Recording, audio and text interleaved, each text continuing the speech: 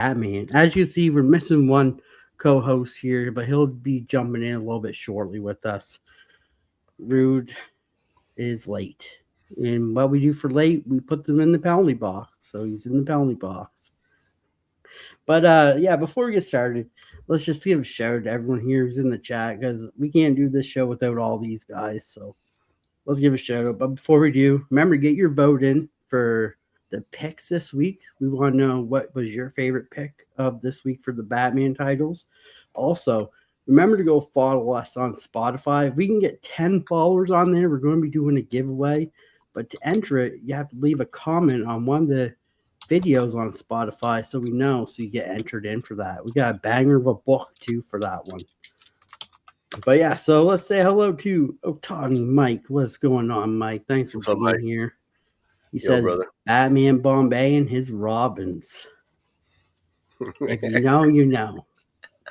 So what's going on, my good friend, and one I like to call my brother, Robert Pop Springs. What's going on, buddy? Great to see you here. What's up, Pops?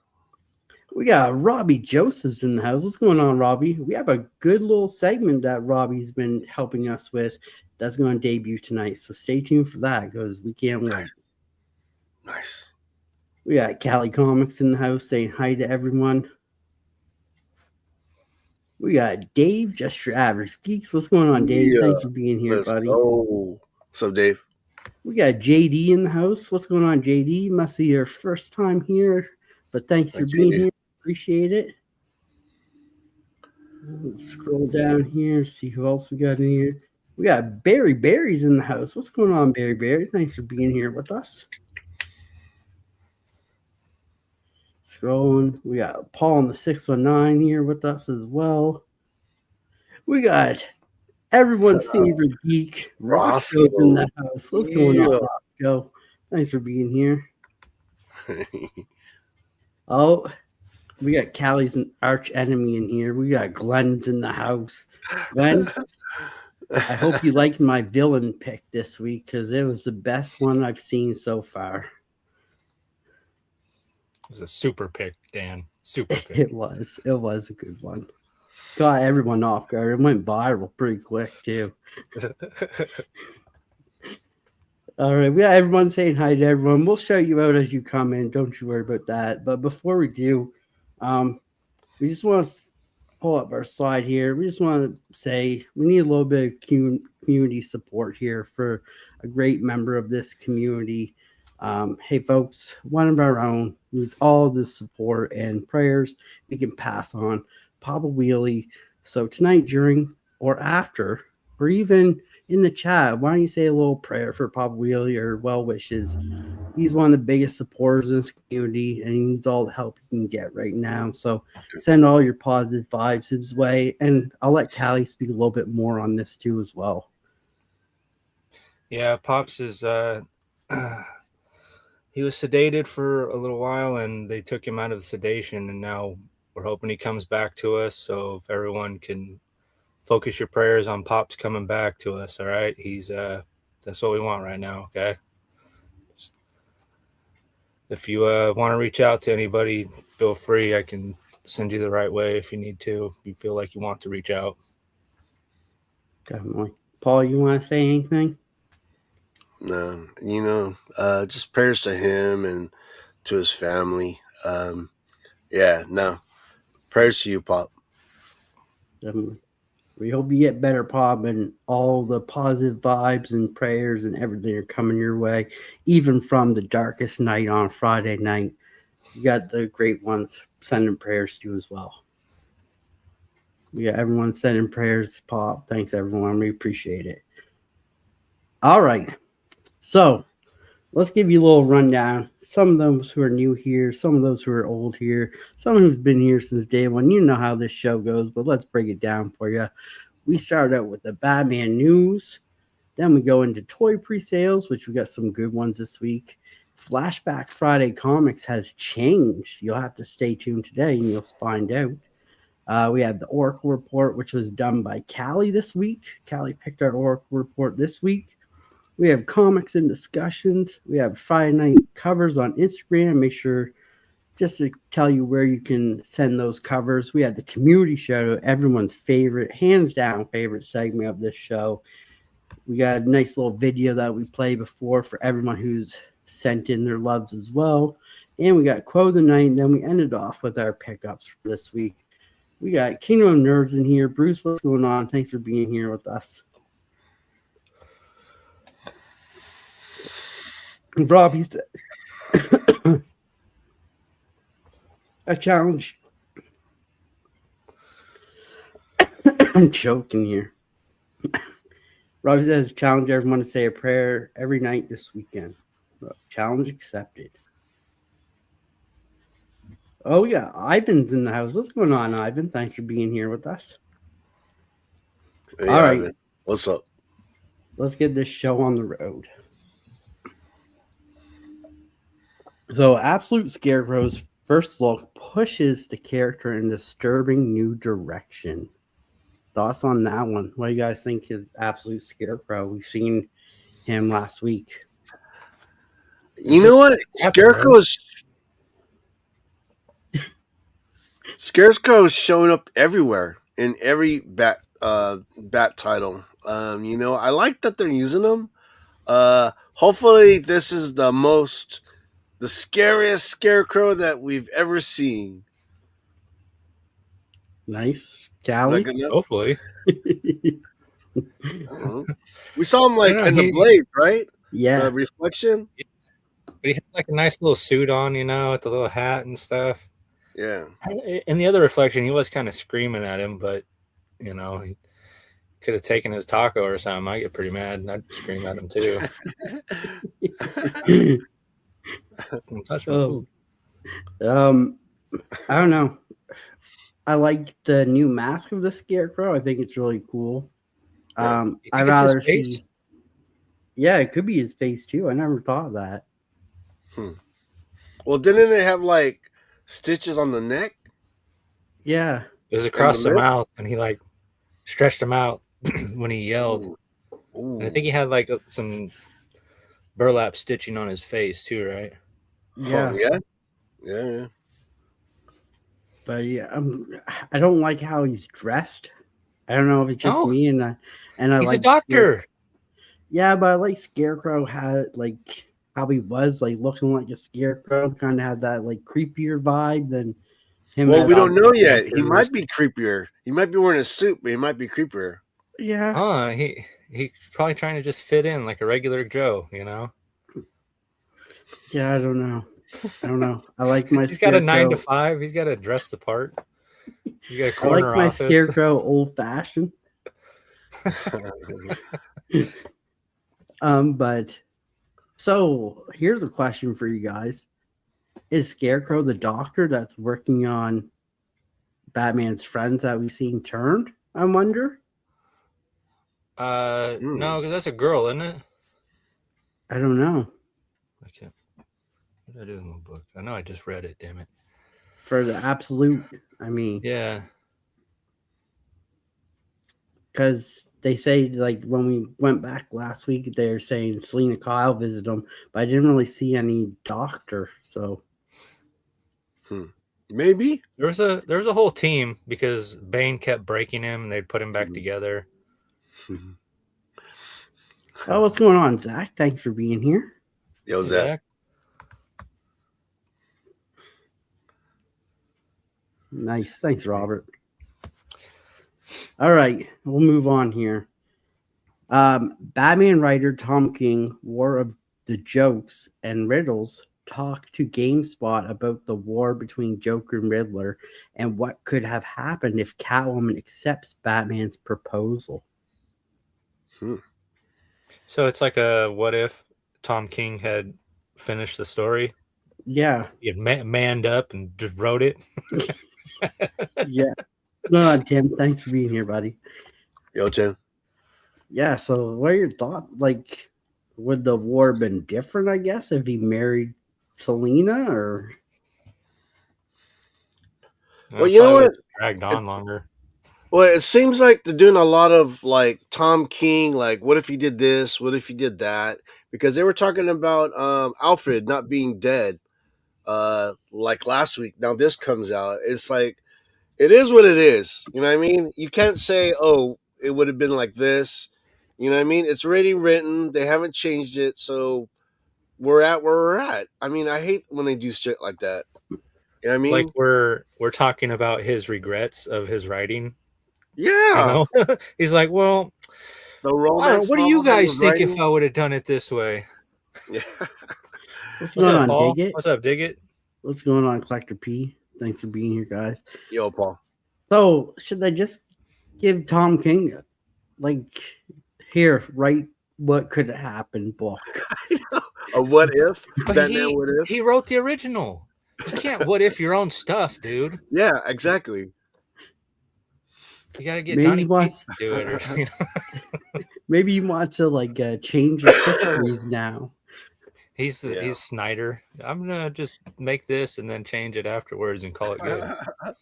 Hey, CP. What's going on, Christina Payne? Thanks for being here. Hi, Christina. Mwah. But yeah, no, this is. Last week we had another Tom King what if with the Alfred Noga what if. Here. Yeah. But like, so like, if he marries Catwoman, this whole How- Riddler and Joker war just stops. You see JD's. Yeah, how come? Exactly. Every cover is just a character on the like this. Yeah. Oh my. But yeah, I never read the Joker Riddler war, so I don't know, or the war's a joke, so I can't really comment too much on this. But yeah, so next we have a good one. Next week we get a new Sirens comic called Sirens Love Hurts. Writer Teeny Howard and art by Babs Tarr. We will be covering this book as it comes out. What did you We guys are? think of the other Sirens that came out?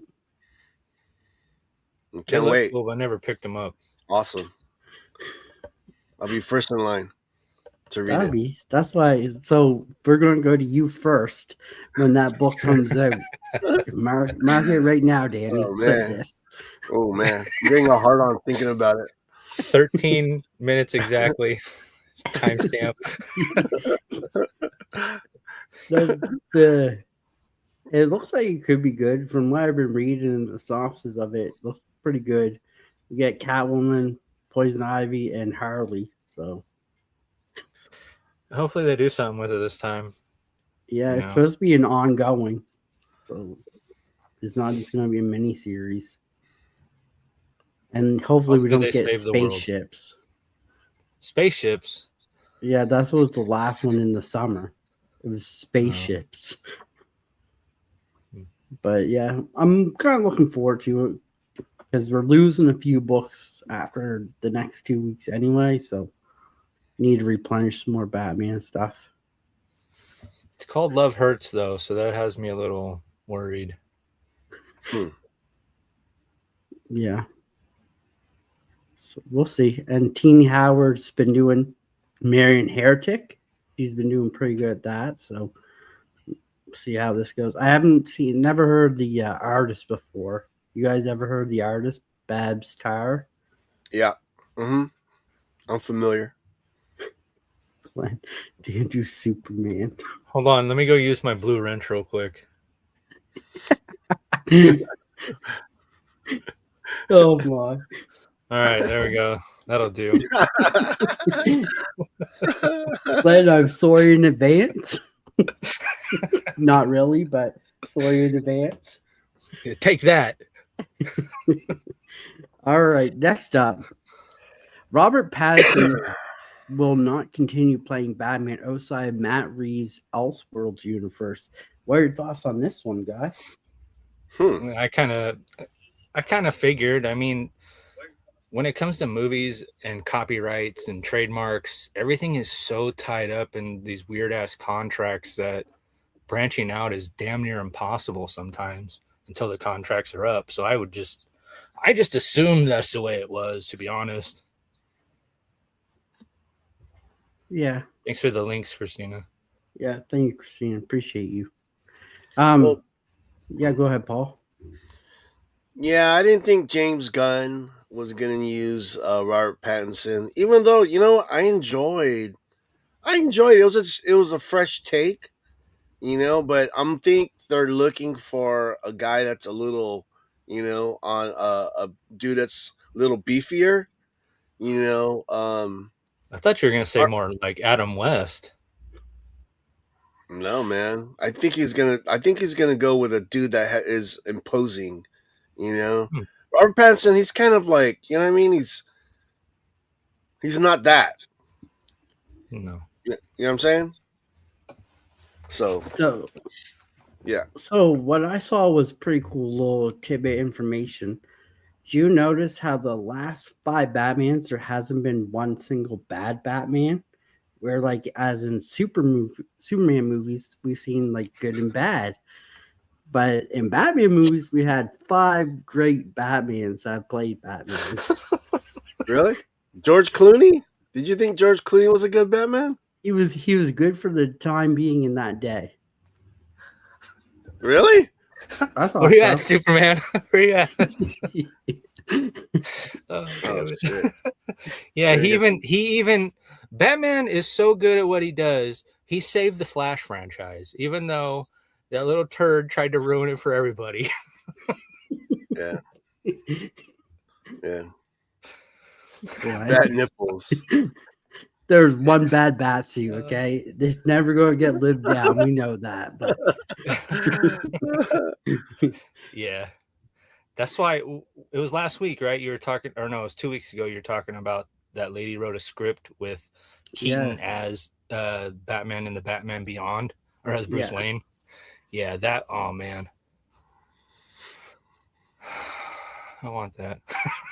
I think a lot of people do. I think that would be a really good one. Hopefully, it can get into production. Hopefully, because I would love to see that. I'd be first in line to the theaters for that. Because I admit I have never watched Superman, and I probably never will watch Superman. But What? What's going yeah, on? just taking little shots. I love Oh this boy. show. This is my favorite show.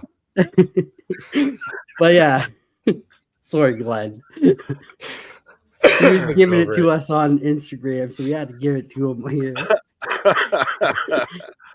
But next up, Batman villain. This one I thought was really cool. Batman villain Scarecrow has reportedly been recruited to join the Justice League Unlimited team. So Scarecrow What? is starting to turn anti-hero. Dude, he was on the in Detective Comics. He was on the team. Remember? Yeah, They had Crane. They had Crane in there with Lana I don't like Lane. it. Like I don't it like had it. so many people in that. Right?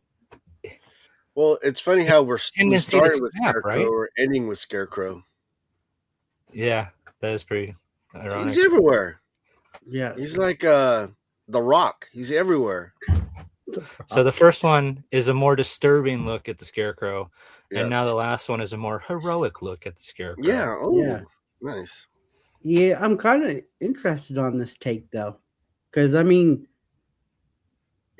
he was good at one point. He was a university professor learning how to control fear, and Maybe they're then taking on the Yellow Lanterns.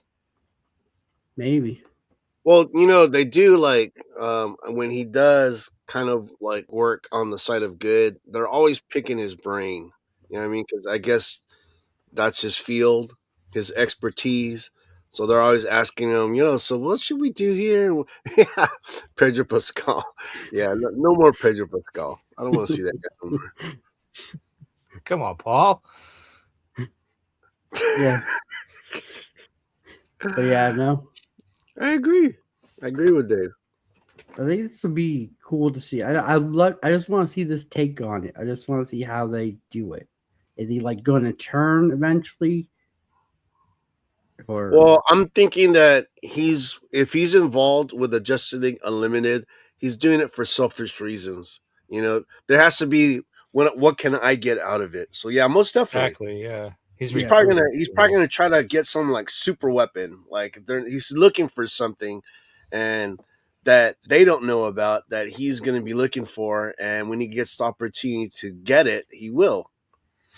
Yeah. So I'm curious to see, because I'm sure it's going to be in the comic book year, probably the next issue, maybe. So, Nice. all right. Next up, Dan Moore responds to backlash from making Cassandra Cain a white girl and making Stephanie Brown a plastic surgery girl, saying, "I'm sorry you didn't like it. I tried my best." so, Daisies. we'll let Paul go with this one. He looks in shock here. So, I have no idea what to say to that. That's a trip. What isn't Cassandra? Was Cassandra Cain always a white girl?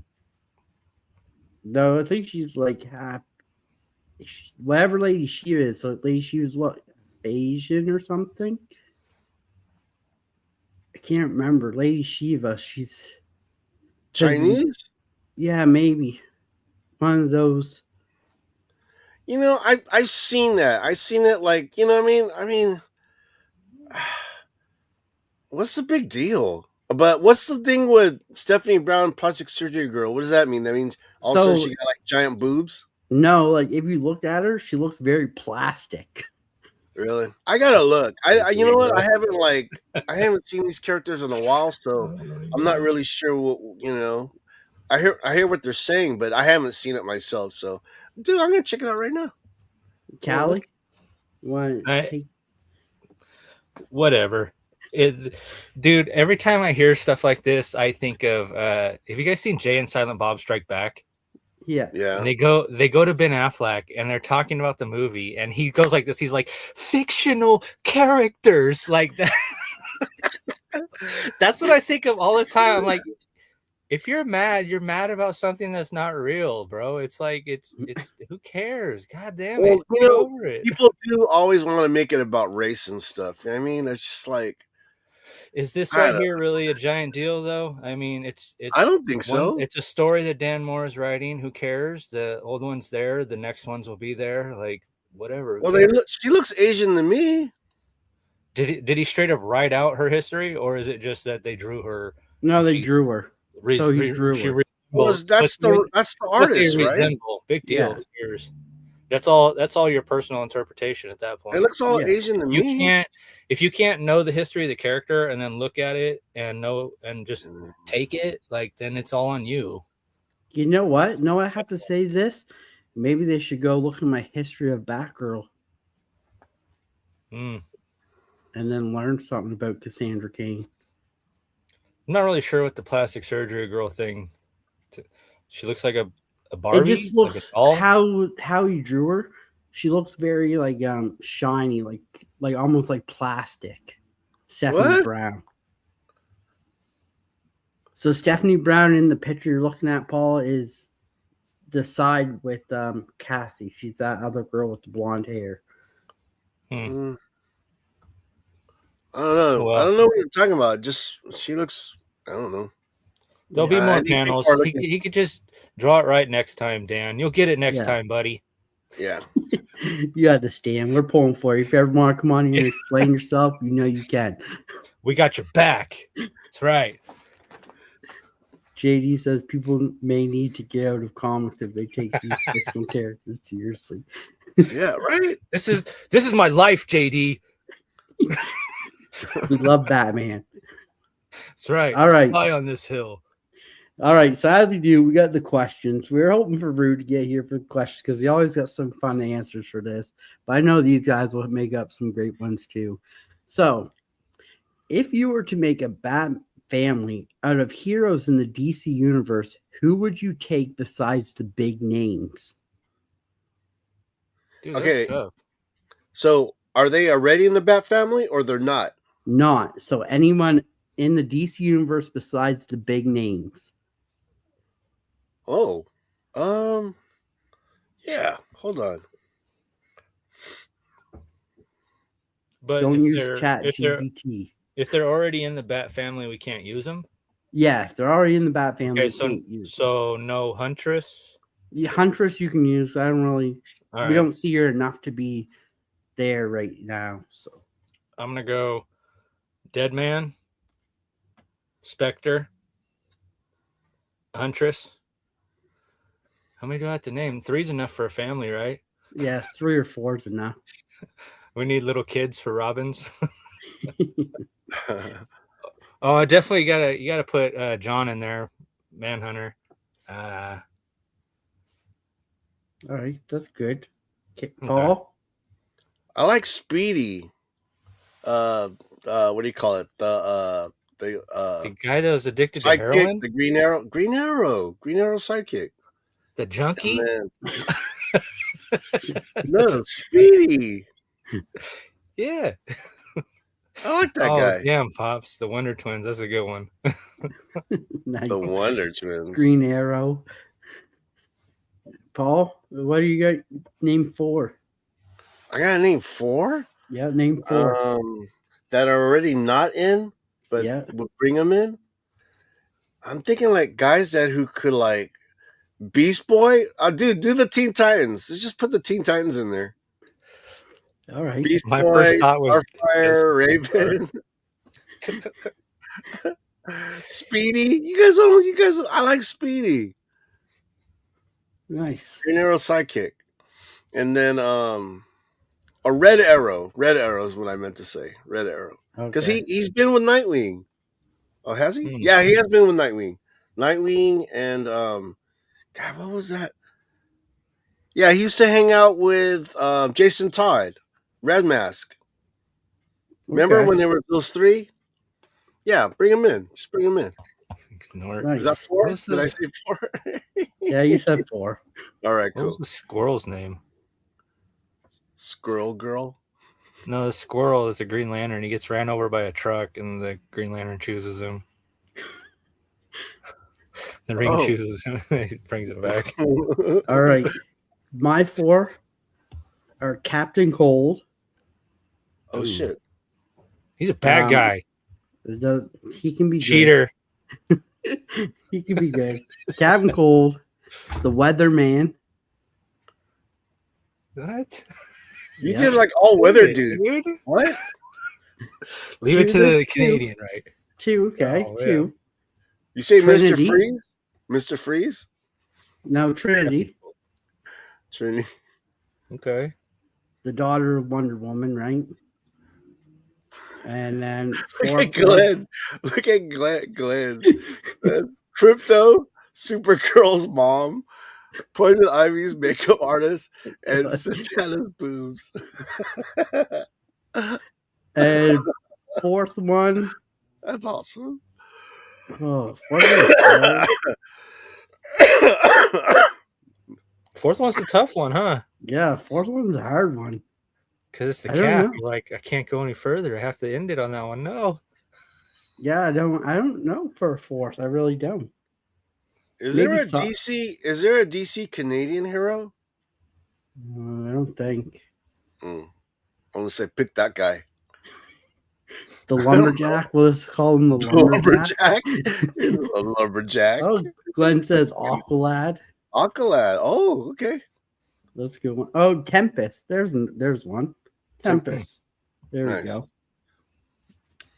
I love to hear Rude's picks. So if Rude ever comes on, we're gonna ask him this question because I want to hear his picks for this one. All right, next up. If Batman didn't have Gotham City, what would be his city? Shit. It'd have to be as messed up as Gotham City. I'll say Oakland. Nice. Damn it, Oakland. Oakland. Oakland City. All right.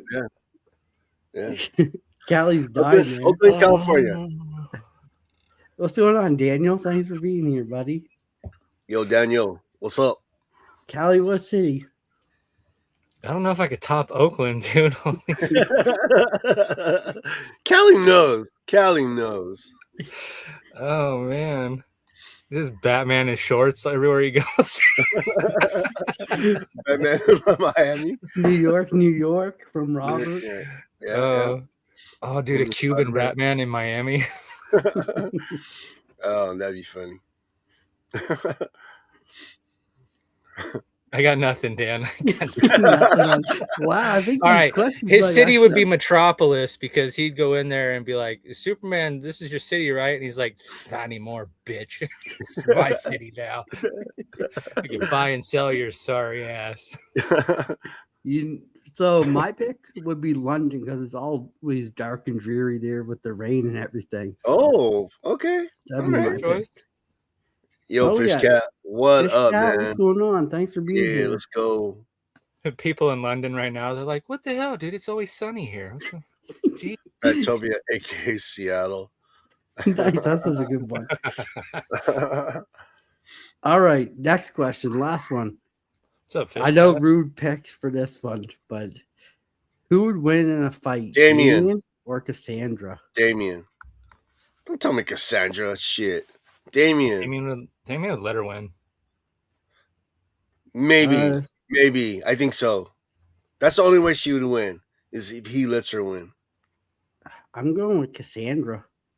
I knew you were going to say that. I really am. I think she could take I out knew you'd say Damien. that. Yeah.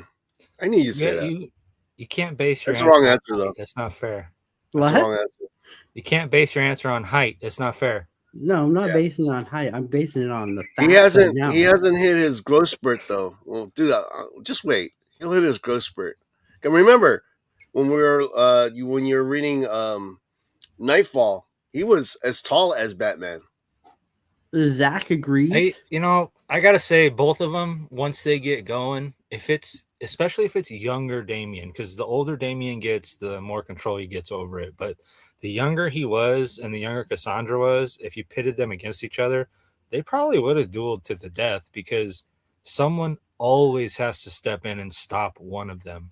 Like, whoa, that's too far. I'm going to tell you something. Billy? Just because you're the Billy? daughter, in the comic books, just because like you're the daughter or the son of somebody, you're a badass, dude. In real life, I'm going to tell you this. In real life, I know some guys are smart and they had some kids and they weren't the sharpest tools in the shed. You know what I'm saying? Just because, you're the son or the daughter of somebody doesn't make you a badass. You know what I mean? It's like, just saying, You know something though? It'll be a good fight because they're both sword wielding. They both have a sword. Yeah. So it's going to be a really good fight. I mean, you got Damien, who was trained by his father as a ghoul, or his grandfather, sorry. And then you got Cassandra, who was trained right from the get-go as an infant to be a killer. Like that. Yeah, I was going to say, they're both trained to be an ultimate weapon. Yeah. Rude chiming in. Oh, there you go. Is this guy new? I've never seen this guy in the chat. I know. Why is he not here?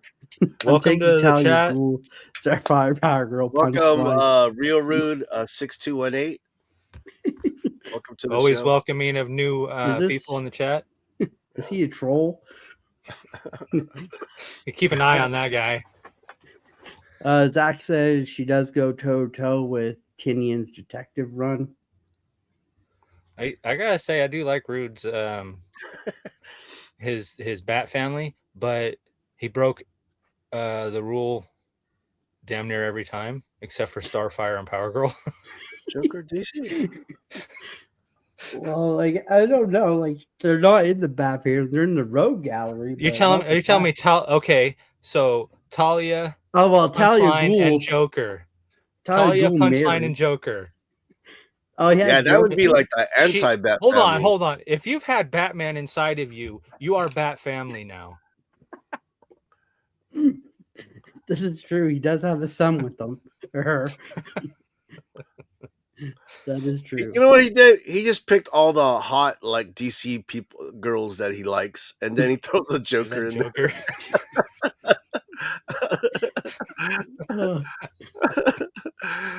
Right.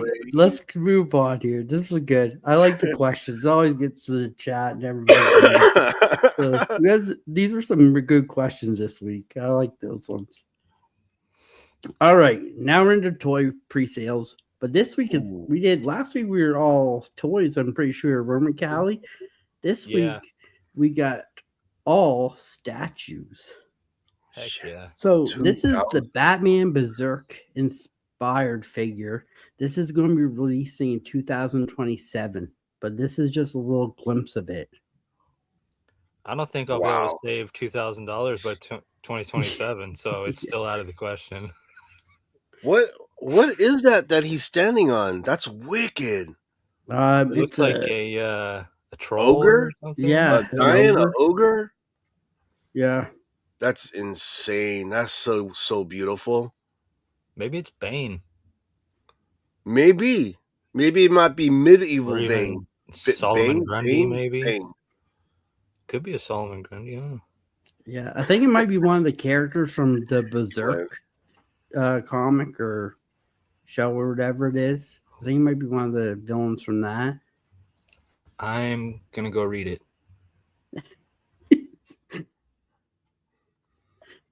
All right. So yeah, this is pretty cool for $2,000. I Yeah, mean, medieval Bane. yeah, it looks pretty cool. It is Bane. Well, no, that's what Zach said. Oh, okay. I'm thinking it's medieval Bane too. What can I keep Yeah. on saying Bane? I don't know. It's dope, dude. What It's am I thinking? $2,000. And if you want to see, like, Badass. this is just a picture I took from the video. The video is up on the Gotham City podcast Instagram. You can go check it out there. This doesn't do justice, but watching the video, it comes with a lot of cool stuff. You get to see a lot more in-depth detail of it, and it is really good. It is worth the 2,000. Yeah, 360 on that thing would be pretty dope. It looks Yeah. really good. Oh, man. Next up, Hail Billy, what's up? Whoa. Statue Batman Identity DC Legacy Replica 1 and 4 Iron Studios. This is $200 and to be determined. But this is Bruce with the bat cowl behind him sitting down. Why is it facing the other way though? So it turns. Oh. So this is the front of it, and the back of it is just Batman like on the gargoyle like he usually is. What? Okay, wait. So you'd have to spin it around to see the other side. How would you see the other side? Just get one of those spinners.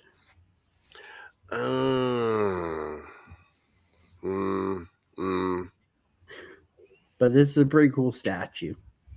I do like this one. $200 is a pretty good price for this one too. Yeah. Well, yeah. Cheaper than 2,000. Yeah, but the 2000 one looks a lot better. Dude, that 2000 one's insane. But yeah, I thought this was a pretty cool one. Yeah. Next up, we got DC Comics Art Scale 1 in 10 Iron Studios 249, released between July to October 2026. This is the absolute Batman. Huh. All right. So the thing that they do in the comics that's very specific to the cape is those hooks are like, they're like a bat's hook. Like you can grab shit with it and he can stand on it like they're stilts. That kind of just looks like it's flapping in the wind. Yeah, I don't know. I don't know if I like wish it was a little more rigid and you know what I mean? Yeah. I don't know if I like the cape, how it's just looking like that. Yeah, I don't know. It just don't look right. They almost look like bat symbols too. Like if you took each one off and laid it out, it would be a bat symbol. You know what I mean? Yeah. Yeah. I wonder how many people are gonna shit their pants over the axe, but he still has the axe on his chest. Come on, Lucy. Yeah, no, this, and he has the axe in his hand. Yeah, that's what I'm saying. Like, I wonder how many like people are just gonna shit on that fact. Like, how could he have the axe if it's still on his chest? You know what? It would be better if they didn't have the cape. It would have been better without the cape, I think. Yeah. I think the cape is like distracting. Zach's point is perfect. That's not a pose I would have chose for a statue of absolute Batman. Yeah. Like go with cover A. That dude, that's a badass pose. Yeah. And it's pretty hot right now too. It would probably sell out. And I don't know what the hell that base is, but that's is it a gargoyle facing each direction? What is it? Looks like the top of like a building. Yeah. Yeah. It doesn't look very sturdy. Yeah. Mm-mm. But I mean, like you said, to do the first absolute Batman statue, you could have done a little bit better than what you got right here. Maybe like do a first good one, then do this as like a second or third one to kind of just Well, something different. you think that any of it, like, is that just one full piece, or can you put that, like, can you take the cape off? I have no idea. This was the Mm, only picture I found of it, yeah. so I don't Mm, know. But either way, it's their first absolute Batman statue, so okay. Yeah. people will go hot over it anyway for FOMO. And Mhm. they probably developed this, over a year ago. So, I mean, they didn't know which was going to be hot or not. They probably just went with one that looked good. Yeah, Well, this might not be the final. This might not be the final product. You know what I mean? They might change it yeah. up. They might watch this show and go, "Man, Callie he shitted on this. This didn't look too good. Definitely. Let's change it Like up. a Let's steaming make Callie happy." pile. I'm thinking, That's right. dude, they got time. They got time to fix it. You want my $250? Yeah, right. Mm-hmm. But I mean, That's what I'm saying. too, it seems That's like what they're I'm not saying. sure when they want to release it, so it could be tweaked because it says from July to October. So, I mean, it could still be tweaked in between there before they Yep. find like a date. That is a 4-month window. So, Yeah. but yeah, I Yeah. thought that Don't was like pretty that. cool. Don't like that cape. That cape's not good. All right, next up, we have Statue Batman Detective 85th Anniversary Art Scale 1 in 10. Same thing by Iron Studios, 159. It's on sale now. I think that's a better sculpt, I think. Yeah, Detective It Batman. looks like the you remember we read Second Night? Yep. Yeah, he's got it's along those lines too. I like it.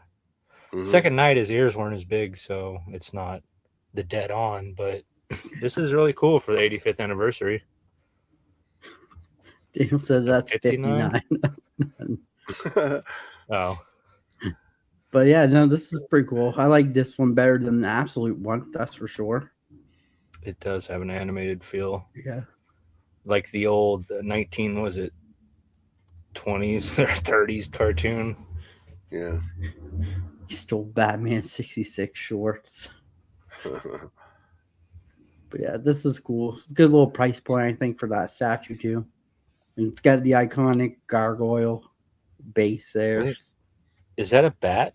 It looks like a bat right in the middle, flying up. Maybe. Yeah, it is a bat, and then it's got the gargoyles on the end or the corners there. On the corners. Yeah. That would look good on a shelf with a little light, like a spotlight on it. That would look pretty cool. Yeah, It's got good colors.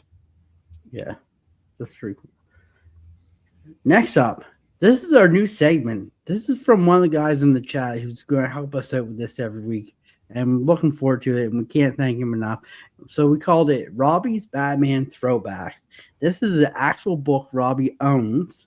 So he sent us a picture of it, and he's going to send us a little bit about it. So Batman 49 is the first appearance of Vicky Vale and the first appearance of the Mad Hatter Joker cover and appearance of this book is from 1948.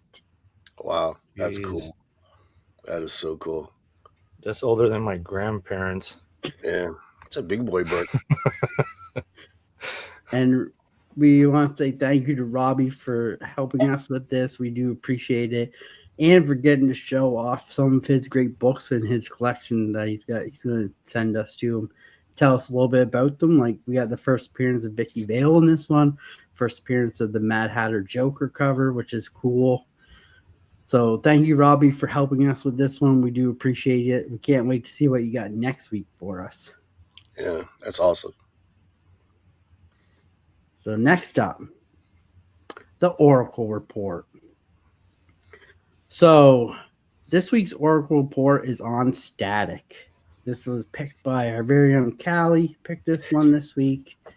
So Virgil Ovid Hawkins was born in Paris in Paris Island, Dakota City, as the second child of Robert and Jean Hawkins and the younger brother of Sharon Hawkins. As a young child, he was relatively close to his uncle Tessalm and initially wanted to be like him, but Tessalm insisted that he stay focused on his studies and make something of himself. When Tessalm was unjustified arrested for the Van Housen murders, young Virgil knew him to be innocent and would write endless letters to different law firms, inferring this with little success. Fearing the rise in gang activity may have negative effects on them, his family moved to supposedly safer working class neighborhood of Sadler. Sometimes later, Virgil would meet and befriend Larry Wade in the fifth grade. At some point after, he would also become friends with Chuck Kane, Rick Stone, and Felix in high school, and also became friends with Frieda Gorin.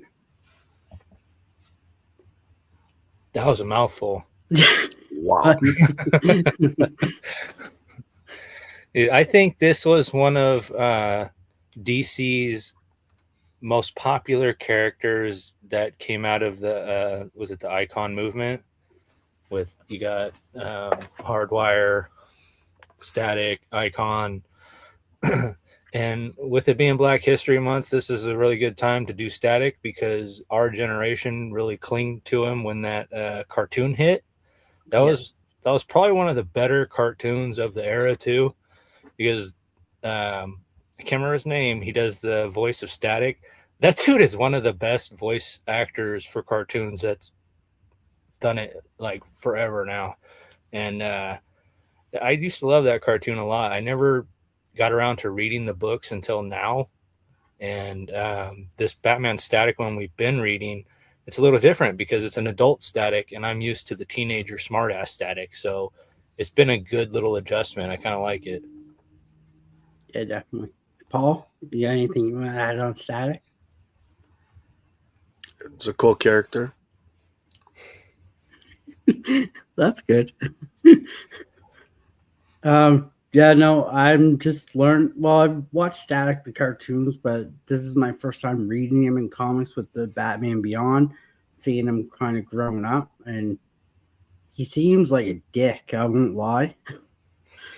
In the comics, he seems like a dick, but I like him. He's different, which is cool. He's a cool, different like his powers is like electricity. He can like absorb or something. Oh yeah, different power sources can like power him up. Because yeah, like even when we get into the comics, well, when he was younger, he was learning how to get energies from different sources. Yep. Like he was able to tap into different sources of energies, which I thought was cool. Mm-hmm. So yeah, this is a fun little character to get to learn, and a cool little Oracle report too, especially going into Black History Month too. So this was pretty cool. So nice one, Callie. All right, now we're into the comics. So we have, starting off with Batgirl number 16, The War of Shadows Must End. Hell has arrived at the heavenly gates of Samarsa. Will the League of Shadows save their paradise, or will the unburdened reclaim their stolen land? And within it all, who will Batgirl become in the face of so much death? The finale of the War of Shadows is here, and you don't want to miss it. So, this was my pick of the week. Oh, man. Yeah, I know you really like this. I know you really like this, Danny. I'm not surprised. I love this issue. It was so good. You got to kind of see Cassandra Cain. Like when I first read into the comics from issue 1, I knew she was a badass. I'm glad to see that Cassandra Cain badass come back. All right, Billy, super fun. Really love this. The art in here was good. Tate Brombell is telling a really good story with Batgirl. I've been hooked on it from issue 1 and still hooked on it through issue 16. Learning with Cassandra and growing with her. She has been my favorite Batgirl out of all of them. Um, I love her more than Barbara Gordon. I think she's probably the most well-rounded Batgirl out of all of them. Too. The the story in this one was so good. We get to see Cassandra being the badass that she really is, and yeah, just amazing. And the ending, whew, the ending. I'm just going to leave it there because we're going to be returning to Gotham, and I can't wait. But yeah, did anybody else get this cover? yeah, No, it's a beautiful cover. Yes, it's beautiful. It's gorgeous when you look at it on the FOC and you look at it on the computer, and then when you get it, it's just flat ass purple, dude. What? Look at that! Yeah, look it's at just that, like dude. plain. I was so mad. I was like, I wanted that. Wow! I wanted that purple that's on there, dude. Yeah, because it just pops. Yeah, the yellow. Look how flat the yellow looks. I wonder if the printing was just off. That's what I'm it thinking. looks nothing like that. It looks nothing like that. I was a little upset. I was upset with the cover only because of the color, but the story, dude, this story pulled it through, didn't it? Like, yeah, it really good. Look at that art, bro. You got Cassandra taking on the League of Shadows, or they are those assassins. And she's just holding their own against all of them. You know what? That shows you how fast she is, because these guys are about to like jump on her and like stab her. And look where they're at, and their swords are hitting the pavement, and she's like way out. She's gone already. Right? Yeah. That art's pretty badass. I had to get Dan to throw those panels in there. I love this one right here, bro. She's like, nope, you know what? I know it's you. You're the bad guy. You're trying to get the poppies. And then we get that whole, you got me. Here's my plan. I'm going to lay it all out in 3 panels. And dude, I was like, this is goofy, but I mean, I get it. They had to do it at some point, right? You know? Yeah. Then the next one there, you get everybody's working together. Like all the bad guys are working together. It's kind of weird. You don't really know who's fighting who anymore. The artist, because Daniel was asking who the artist was, is Takeshi Matsuzawa.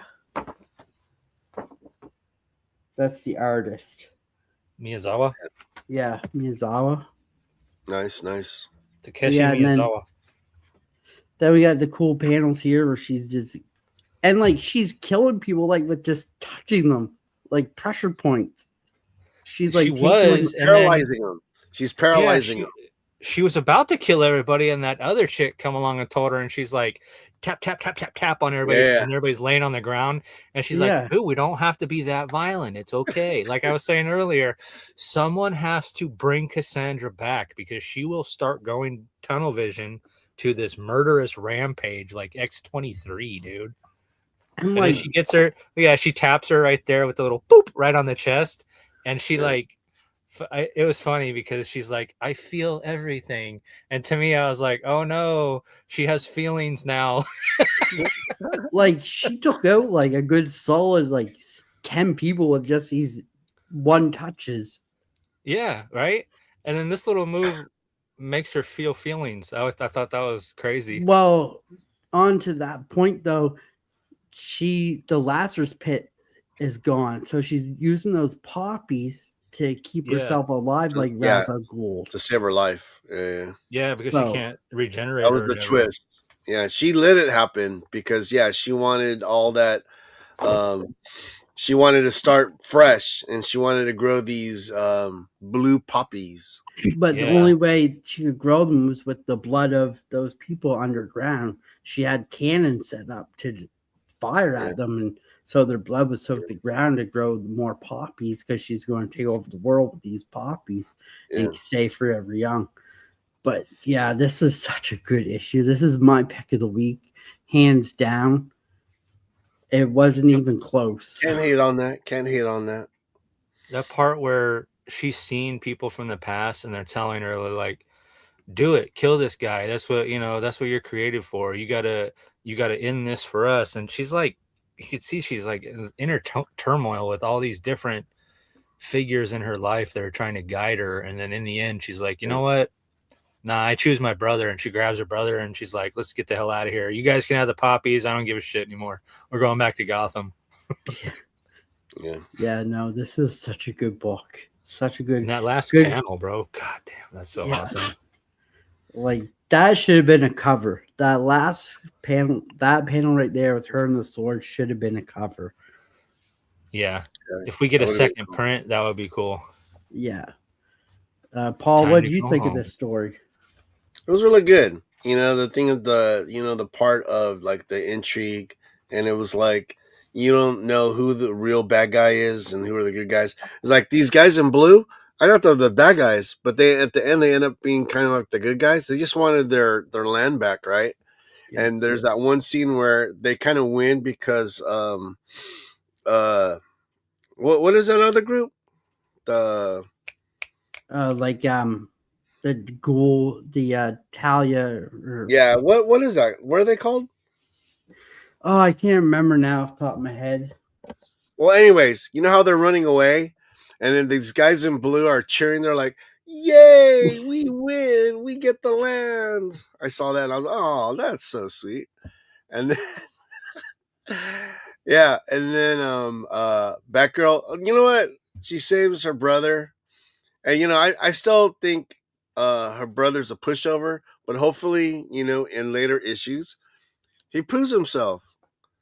Because all I've seen is him crying. I've seen him in two issues crying. I was like, "Come on, bro, stop crying." But you know what though, Cassandra Cain, she's a badass. She's a badass. He definitely, when you pose the question, if she fought Damien, it'd be a close fight. It'd be a close fight. It'd be the person that would win would be whoever the writer or artist decided to win. Because Or a phone vote. oh man, phone vote. What's going Yeah, on, Psychotron? Thanks for being here, buddy. Never, yeah. never again, Bro. Dan. Never again. Rude, did you want to chime in on this one? I do. Oh shit, Rude's here. You All let right. him So first of all, first and foremost, uh, so I'm jumping into this, not really knowing what's been happening. Right. Uh, the first thing I catch is like the artist. Really enjoyed himself because there's a few shots of Batgirl. Like I'm like, whoa. Actually, throughout that, like the like her fighting scenes, bro, like she looks so good, so sexy, bro. Okay, and I'm gonna invite everybody to go through the panels and see what I'm talking about because she looks so good, bro. And like, shout out to the artist because he killed it. Okay. Secondly, okay, so because of my boy Dan, he's been, telling us about the origin of Batgirl, bro. Cassandra King. Oh my god, bro, Yeah. so sick, so badass.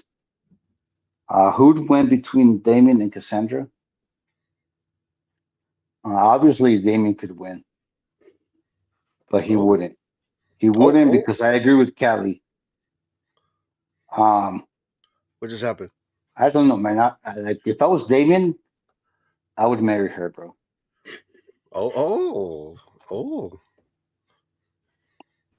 Okay, so according to the book, I mean, I was coming in not really knowing what was going on. The whole thing with the flower, that's super crazy, right? Because we've seen the variants, with a lot of them, the ones that you picked, then a lot of the variants with the flowers, bro. They were a little cheesy for me, and I didn't get it, but now I get it, Yeah. and that is so badass. What do you want me to tell, bro? Yes. So you see her, right? Because I'm wondering, not really knowing like her path, you know, why is she a bat?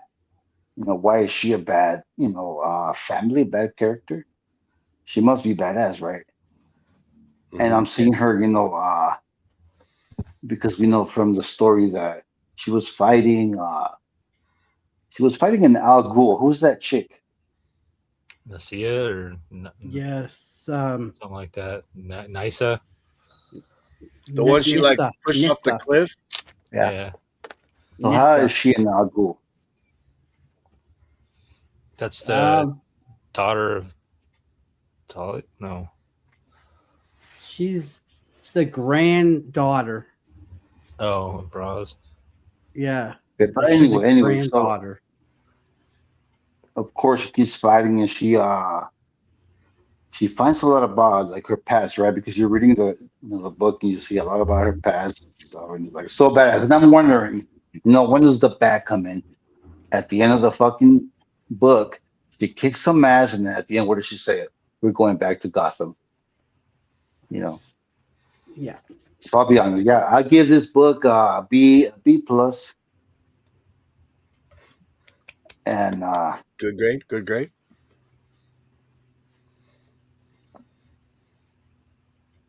yeah, Nice. B plus. All right, let's go. Nice. Yeah. No, this is a good final arc to the first arc of this, so can't wait to the second one. The decent wrap. It wasn't rushed. It didn't feel like anything was left out. It felt like they let him tell the story. I liked it. Yeah. The story built from issue Yeah. 1 to issue 16. He built the story really well, and it was so good. Because I've been reading it since issue 1, so I've been following along right from the get-go, and how he built the story, how we got to know everything, all these characters, how the blue flowers came into play. He didn't put the blue flowers into play till about the middle of the book, so you just got to see them. We didn't find out the origin of them till like issue 12 or So 13. I who can't was the remember. leader? Who's that leader right there on that page with like he's showing his guns in the blue? So they Oh, drew him different. In the issue before, he looked like a villain. Like you look at that guy, he looks like a villain. In this one, they kind of drew him like a good guy. You know what I mean? He actually smiled. He's the guy that killed Cassandra's mom. yeah. Yeah. Yeah. And the thing is, Cassandra had the choice of ending the cycle or continuing it. And she ended up Yeah. ending it. Yeah. She says, you know what? I choose to free my brother. And they took off and they said, good luck. Have fun in your reclaimed lands. And they're He like, yeah, yeah. she does went Batman, bro. She went Batman on them, bro. he does comment that she is stronger than him because he couldn't do that. He had to get vengeance. He couldn't stop himself. Yeah. Yeah.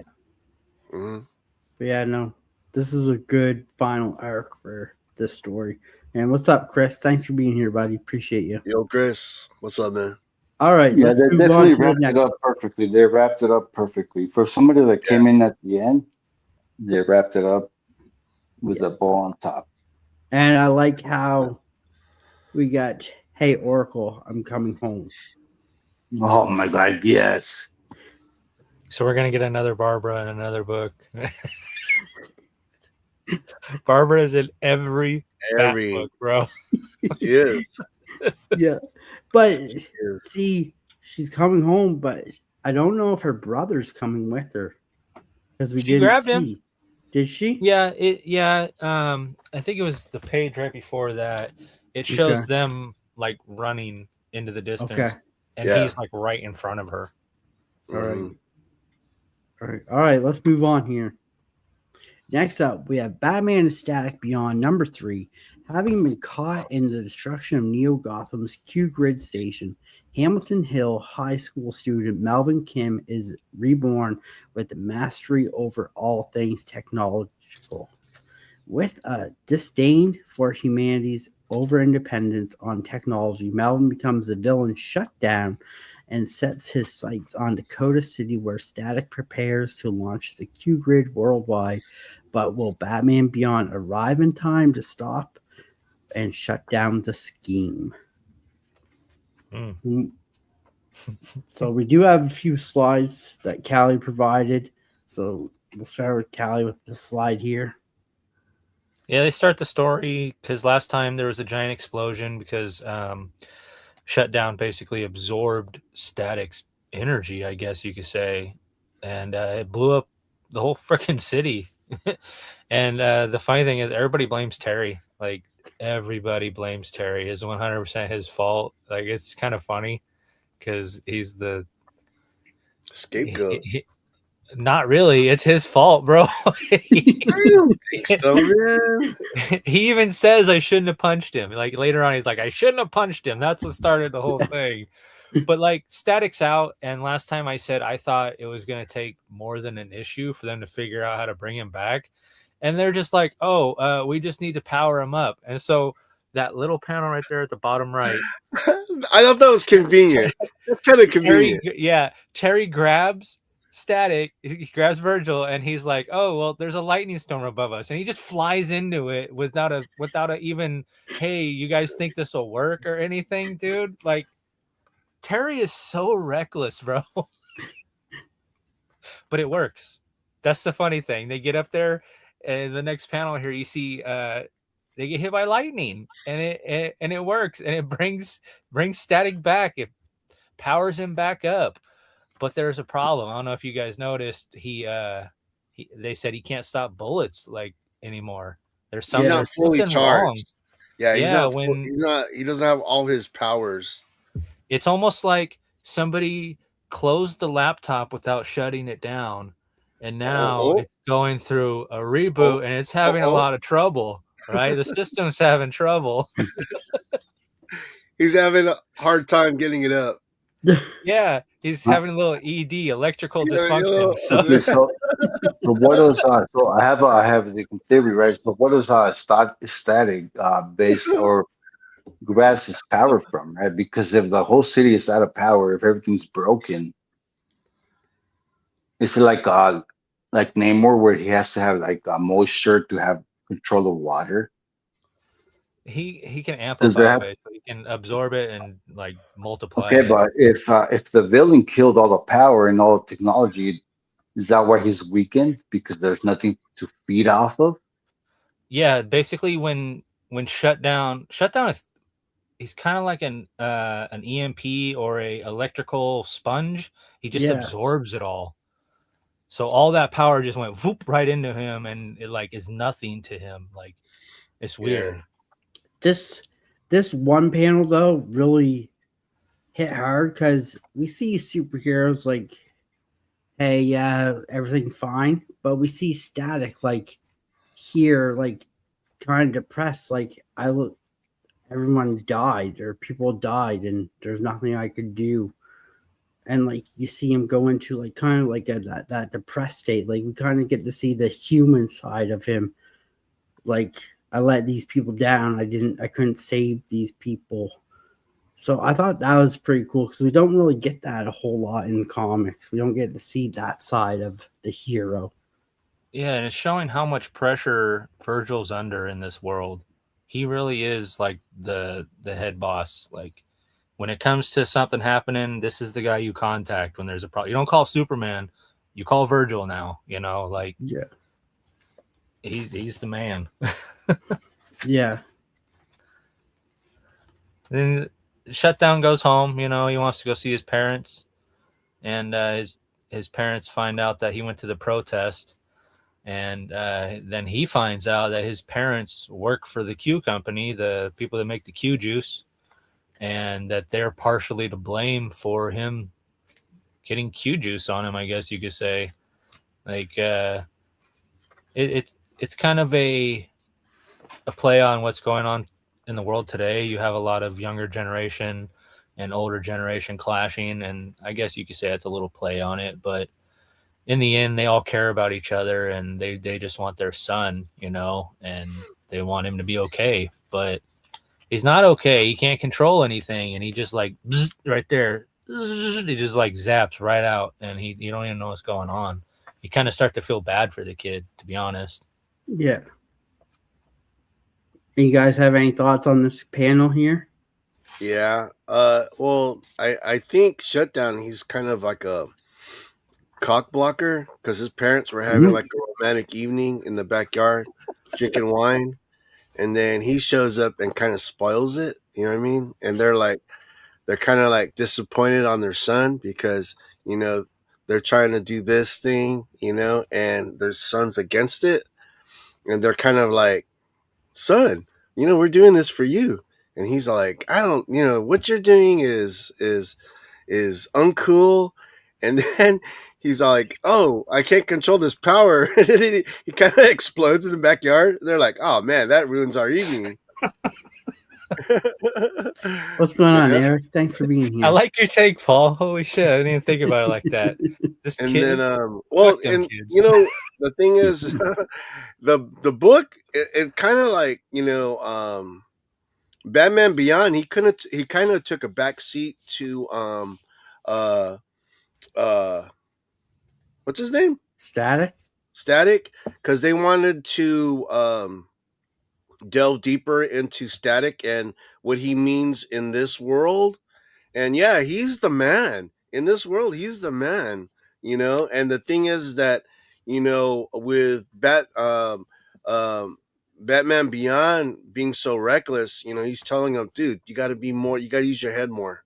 You know what I mean? Especially if we're going to work together, because instead of making it easier, you're making it harder.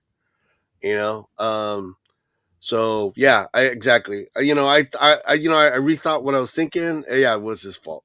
I trying to remember what happened. Okay. So because so dude, go ahead, Rude. I agree 50% with you. All right. Okay, and that 50% is yes. The whole story has kind of been based on Static, and like pretty much dealing with what is to become his nemesis, right? The total opposite of him. But I'm a Batman fan. And I still believe that Terry, as reckless as he is, he still has it under control. And I feel like at the end, and we will see, that at the end of this run, I feel like my boy Terry's gonna take care of business. But we will see. We will see. Yeah, because his actions might seem reckless, but I mean, he saved the guy, bro. He literally fucking flew him to the fucking sky to get shocked and be saved. He fucking like revived his ass, bro. And that guy, life. They were working. Some dude was like, I don't know if I have enough energy. Maybe if we could find a little more. And then Terry was just like, boom, up in the clouds. Like, yep. They could have both died, bro. He ran out of power and fell down. If Static did not wake up and save his ass, he would have splatted on the fucking ground. So there's one part in this book, and I think it's before this, and it's Static telling him, Bruce Wayne picked you for a reason. It's not because you can fight. There's a reason he picked you, and you have to find that reason why he picked you. And I thought that was pretty cool because Bruce is always a mastermind. He always finds some, like with his Robins, he found something in them that he knew was there. But like with Terry, he put him into Batman, but there's something with Terry that we just don't know, and that Terry hasn't found out yet why Bruce picked him. And I'm hoping we kind of get to see why he picked him coming in the next few issues. I hope we get to see Terry find what it is that Batman or Bruce picked him for. This last panel here really bugged the crap. No, go back. This bugged the crap out of me because Terry is he's derelict of duty right now. He's supposed to be somewhere. He was told to be somewhere, and he said, "Nah, I'm gonna go talk to my mommy." So he went to go talk to his mommy, and then an explosion went off, and he's like, "Mom, go inside. I'm gonna go check it out." And he goes and checks it out, and then he's like, "Well, what are they looking for?" And they show like a little basement, and that was it. That's it. You don't get anything. Not like a shocking a shadow reveal. It's just maybe there's something down in that basement, guys. What's up, Travis? What's up, Travis? But that kind of bugged me the way they left that like that. I was like, that could have used another panel of clarification as to why they're down there. Yeah, dude. Like, because didn't he say it's like a property that Batman owned? Yeah, it's an old bat vault with old bat tech in it. But that's where the explosion's at. You notice in the background back there, the explosion is way back in the background, and he's in some other area. Yeah, I don't know. It kind of bugged me a little bit, but it's nothing. We'll see. We'll see what in the next issue. I agree, bro. Throughout the story, I do see a little laziness from the writer and from the artist. Yeah. Here and there, bro. Here and there, like I'm invested. I like it, but here and there, I see a little bit of a laziness between the writer and the Yeah. artist. Like a little bit of Marvel method going on. Yep. I mean, probably, yeah. It's probably where it's coming from. Hurry up and make the story happen. Yeah. So And this yeah, go ahead. this panel right here cracks me up, dude. This dude, like the term "wrong place, wrong time" comes to mind. He shows up to an event where there is like all these superpower students at. Yeah. and it's the one guy shut down. He don't know how to control his powers. He like zaps from place to place. He absorbs energy for no reason. And then he's like, "Oh, it's your fault that my parents worked for you, dude. I'm gonna get you now." And then Static is like, "Bet." There's just like 100 people coming to whoop this dude's ass, man.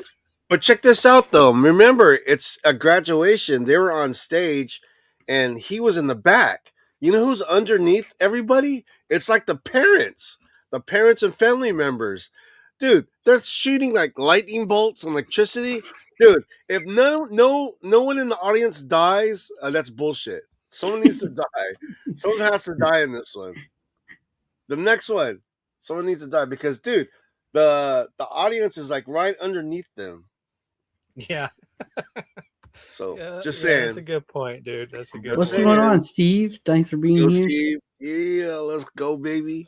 Rude, do you want to chime Friday. in on the last panel here? I mean, I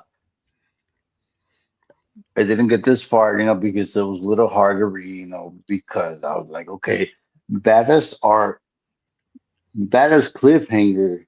And you come back and you're like, okay. And I'm still mad because I'm trying to read a fucking Batman Beyond book. Yeah. Oh, come on. And I'm not trying to read a static book. But as I'm reading a static book, you took a back seat. I'm seeing a little bit of failure, right? Because as my boy Callie is saying, some of this stuff is like a little bit absurd. Yeah. So I mean, give me okay. So if what they're writing is static, okay, well then give me a better static. And again, like the filler issues are going to be a little sloppy. I don't know. We'll see what comes up next. And I agree. If somebody doesn't die in the fucking audience, then rigged. How many issues is this? Do we know? Is this a 6-issue, 5-issue? Maybe 6. I know DC doesn't really like to give us a definite number. It's always like 4, 9, 8. We'll figure it out later. This looks like it's the, you know what I mean? Like the grand finale. That looks like grand finale right there. Yeah, but Terry ain't there. Terry's missing. That's what I mean. It's like, where is he? I think it's 6 or 7. Cyclotron says 6 or 7. Okay, that makes sense. I mean, this is 3. So is this anyone's pick of the week? No. Nope. Okay. No. Good. No. Good. So I ended the poll. So our poll numbers: DCO Night Fight 1 was 69%, but coming in at 25% was Batman number 6. Ooh, oh, damn. Mm-hmm. So pretty good numbers. And then Batman Static was in at 6%, and Batgirl, I'm surprised no one voted for Batgirl. That was 0%, but that was probably the best one so far. Didn't you vote? You don't vote on your own thing? I can't. It won't let me. honestly, Bob Batgirl's way better than Static. I think so. Heck yeah. Thank you, Steve. I got one right up here. Nice. All right. Next up. Poison Ivy number 41. Behind bars, after being caught red-handed for a crime she most certainly did commit, Ivy finds herself in the cold and unloving embrace of Gotham City's correctional system. Is this the end of Ivy, or has the war only just begun? So we do got a couple slides that Callie sent. So this is like the first page of slides here. So we'll let Callie take it away, and then get everyone else. I I just thought these were badass. Like Poison Ivy just got done. Like it's what's his name? I can't remember his name. I want to call him the Sheriff of Nottingham because that's what he reminds me of. He's just this dickhead who thinks he's the ultimate in power and everything. But Poison Ivy got sent with her. They're going to do something, and lady just ran her mouth for the last time, and Poison Ivy just sliced her up, just right there, killed her. And it was all caught on camera, so she was like, "Ah, shit." So, of course, those little guys come after her and they kick her ass. I mean, they literally beat the shit out of her, and I don't remember the last time I seen Poison Ivy get beat up like that. To be honest, do you guys? No. No. And no. the weapon, he's like, stand clear, and he fires his herbicide missile at her. Yeah, that's what it is. It's like a herbicide that's specific for her DNA, is what they said, right? Yeah, that's right. Yeah. To like subdue her so she can't use her powers or anything. Oh yeah, I thought that was really cool. Yeah, this is pretty cool. This is like only like the third page in too. It was action right on the third page because she's running from the cameras, and then these family tell her jump in this apartment. She jumps in the apartment, and they're like, "Well, keep going, keep going." And then she goes out the street, and then it's blocked by these like guys for like the commissioner now, or the mayor, I guess you can call him, Mayor Savage. Yeah, Commissioner Savage. Yeah. So, and then they stop her, and she says, and they throw her in jail.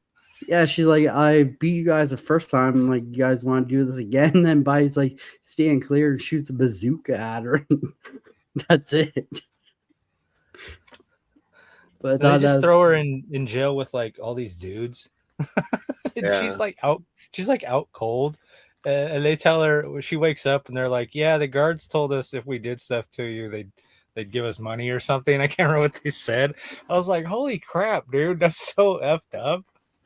Encouraging them to mess with her while she's unconscious. Wow. Jeez. Yeah. What are you guys' thoughts on this? Is like the third or fourth panel in the book there. Okay, so the thing is, there's a lot of plot holes, in this, but I was kind of like, screw it, just read it and enjoy it for what it is. And you know what? It was a better read when I had a different mindset. I really enjoyed the conversations that she was having with the mafia dudes. It was so funny. I enjoyed it so much. This part on the right where her friend goes in and tries to like get her released, I could have done without that. Janet's back. Janet's back. That could have been like, that was like, I didn't know why that was there. Because we didn't get Janet at all last comic. Remember, everyone was just like, "Where's Janet? What the hell?" I wasn't one of those guys. I wasn't asking for her. So anyway, and then they're looking on Twitter, and I guess she's trending, right? So and she's like, "What?" He goes, "Yeah." Instead of like, I guess the person that she killed wasn't very popular. The general populace did not like her. So for her to kill that girl, she's like a hero, all of a sudden. That's why she's making that face right there at the bottom, like, what? I'm a hero? Yeah. And I thought the word bubbles, the dialogue, I thought the dialogue was pretty funny. I found myself and very surprised that I was actually laughing at the jokes. And it wasn't like, okay, so the Elvira, the Harley, that was like way out there. That was just way out there. I just couldn't grasp it. This was kind of like the writing, the humor. I got it. I was actually laughing. And I read it to the end, and even the ending, the surprise, I thought that was a surprise ending. I thought that was cool. Very cool. Yeah. And I read it for what it was. And you know what? I enjoyed it. I enjoyed it. Rude? Yeah. let's get some of your takes here. Okay, so I didn't read Poison Ivy, right?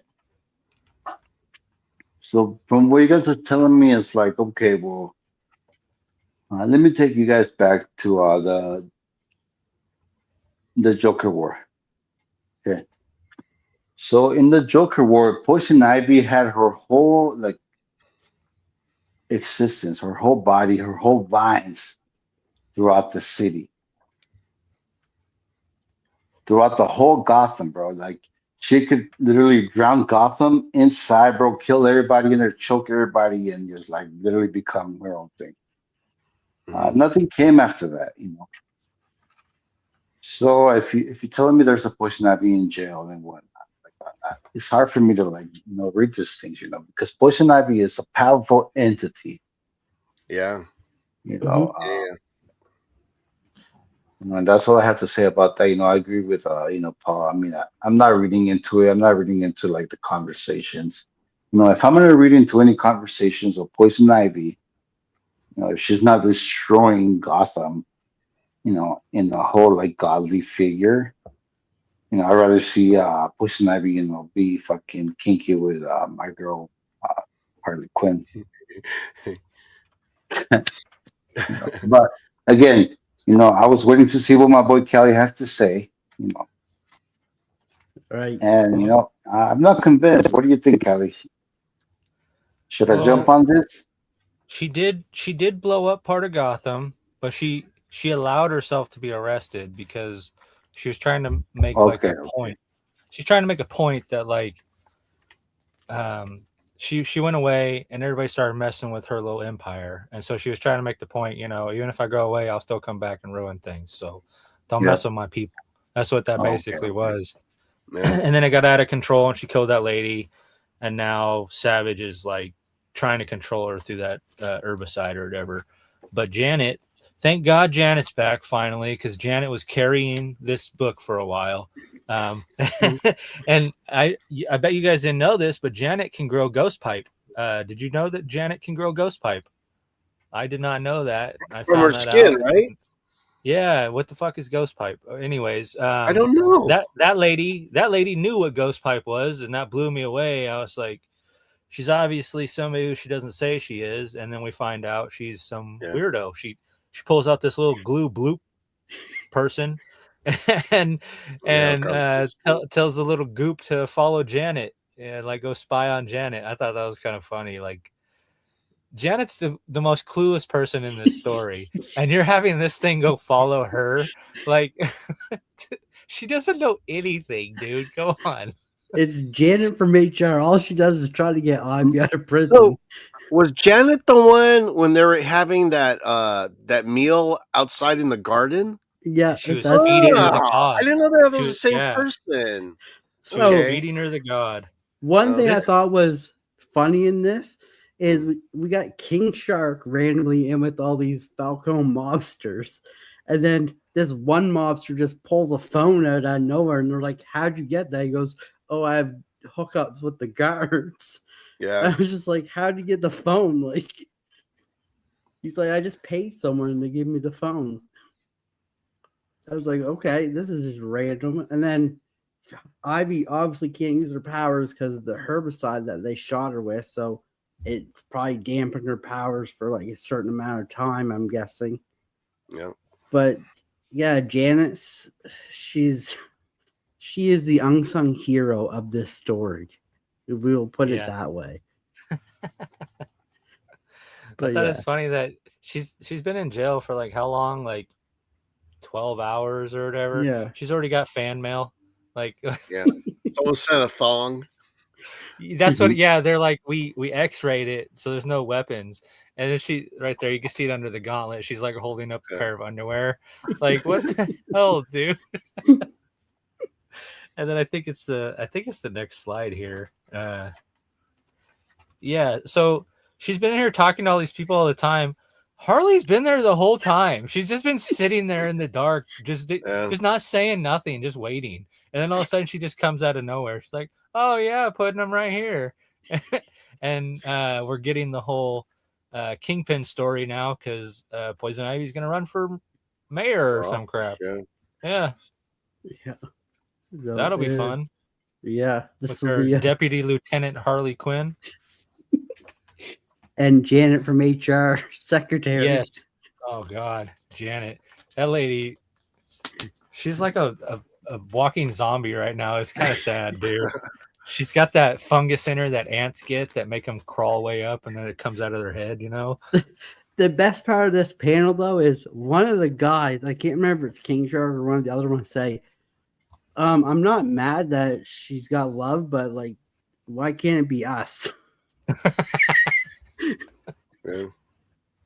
But I just thought that was funny. But Yeah, but, it's along the same line, Steve, except she will be out of jail when she runs. She won't be in jail. but yeah, Paul, Rude, you guys got any thoughts on this one? No, pretty much what I said. One Rude. thought. Anyone's pick of the week? One thought. So this is definitely like not my pick of the week. It was at the bottom of my reading list. But I do gotta say one thing. What up, Trev? What's up, Trav? Yo, Trev. What up, Out homie? of all the love and the interactions between characters and all the everything that has to do with couples and kissing covers, my boy Trev coming in with kissing covers, and I gotta say one thing. Harley Quinn and Poison Ivy, bro, take it for the win, bro. Because I have read some interactions between Harley Quinn and Poison Ivy, bro, and they are the sexiest, the most like the best, bro. And that's all I have to say about that. Awesome. All right, we'll move on to the next one. Anyone got any final thoughts before we move on? I hope they wrap this arc fast. All right. Moving on to the next one. We have DCO KO Night Fight number 4. For Batman to win, does Damon have to lose? Bruce Wayne became Batman to strike terror into the hearts of criminals, but he never imagined a world where Gotham City would be so safe it would no longer need its Cape Crusader. But when he arrives in Gotham, where Damian achieves that very peace, will Bruce destroy everything his son has built to overcome the heart of Apocalypse test or re-enter the KO tournament? So we do have the opening slide. Well, slide from last comic, issue 3, and then the opening slide here. So who wants to take it away first? What's up, Wellbore? What's up, Brad?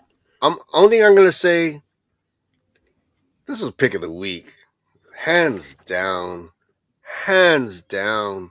The thing is that the thing with the story, and I'm not gonna say anything about the story. I'm just gonna talk about my feelings. I'm gonna talk about my feelings. The thing is that when you read something and you don't feel like you're reading, you're just kind of like you're in the comic and you're just going with the flow, and it's just hitting all the right buttons. You know what I mean? I gotta tell you, I cried. I'm kind of tearing up thinking about this.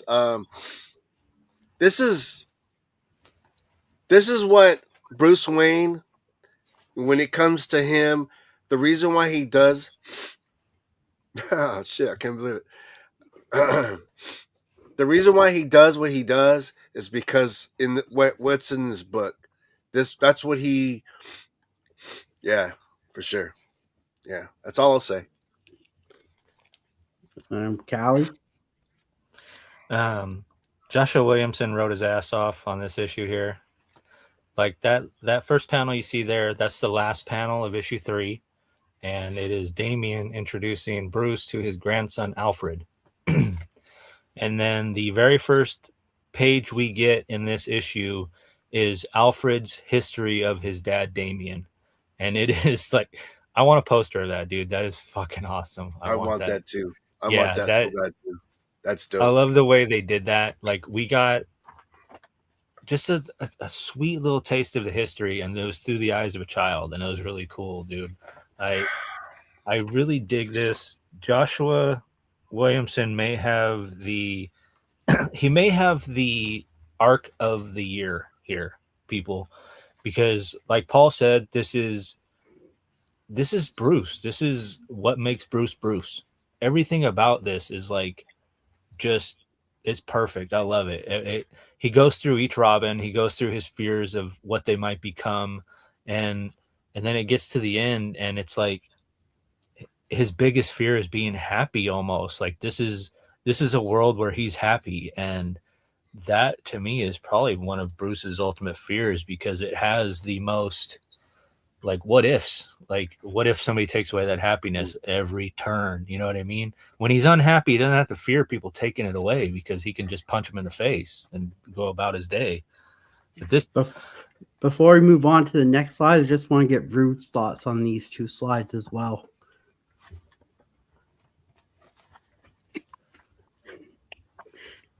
Okay, so um, Is that Batman? it's been really hard to understand. Who is that? Who's that in the shadows? Okay, so it's been really hard to understand. You know, the relationship between Bruce and Damien. You know, from Damien's origin, it like blew my mind. Right here comes Talia and be like, "Hey, I drugged you. Here's your kid." 15 years later, we got Batman #6 with Damien and Bruce. You know, it is so hard to understand because you got little Bruce right here, right? But he was also raised by his mom and his grandpa. It's just so badass, bro. Yeah. So so let me cut it short. In this book, I'm having mixed feelings, right? Because here you have a perfect world, right? As a father, you know, as a father that's lived in the dark, to have your firstborn, bro, tu hijo primogénito, to have your firstborn man conquer and make Gotham what you know a beautiful place to live in. I'm having mixed feelings because I always feel like Bruce, So, Cisco. like Bruce could have done this any day. It's almost like Bruce wants to have like total chaos, and it's a little contradicting to have Damien, the little alien that he is, to have made a world that was perfect. So I have mixed feelings about this whole thing. Now let me talk about my enjoyment. Bro, come on, to see a grandpa play with his kid.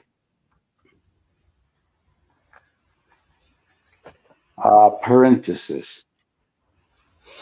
Uh, Jorge Jimenez and Dan Mora are very anime, but they're comic guys and they do a beautiful job.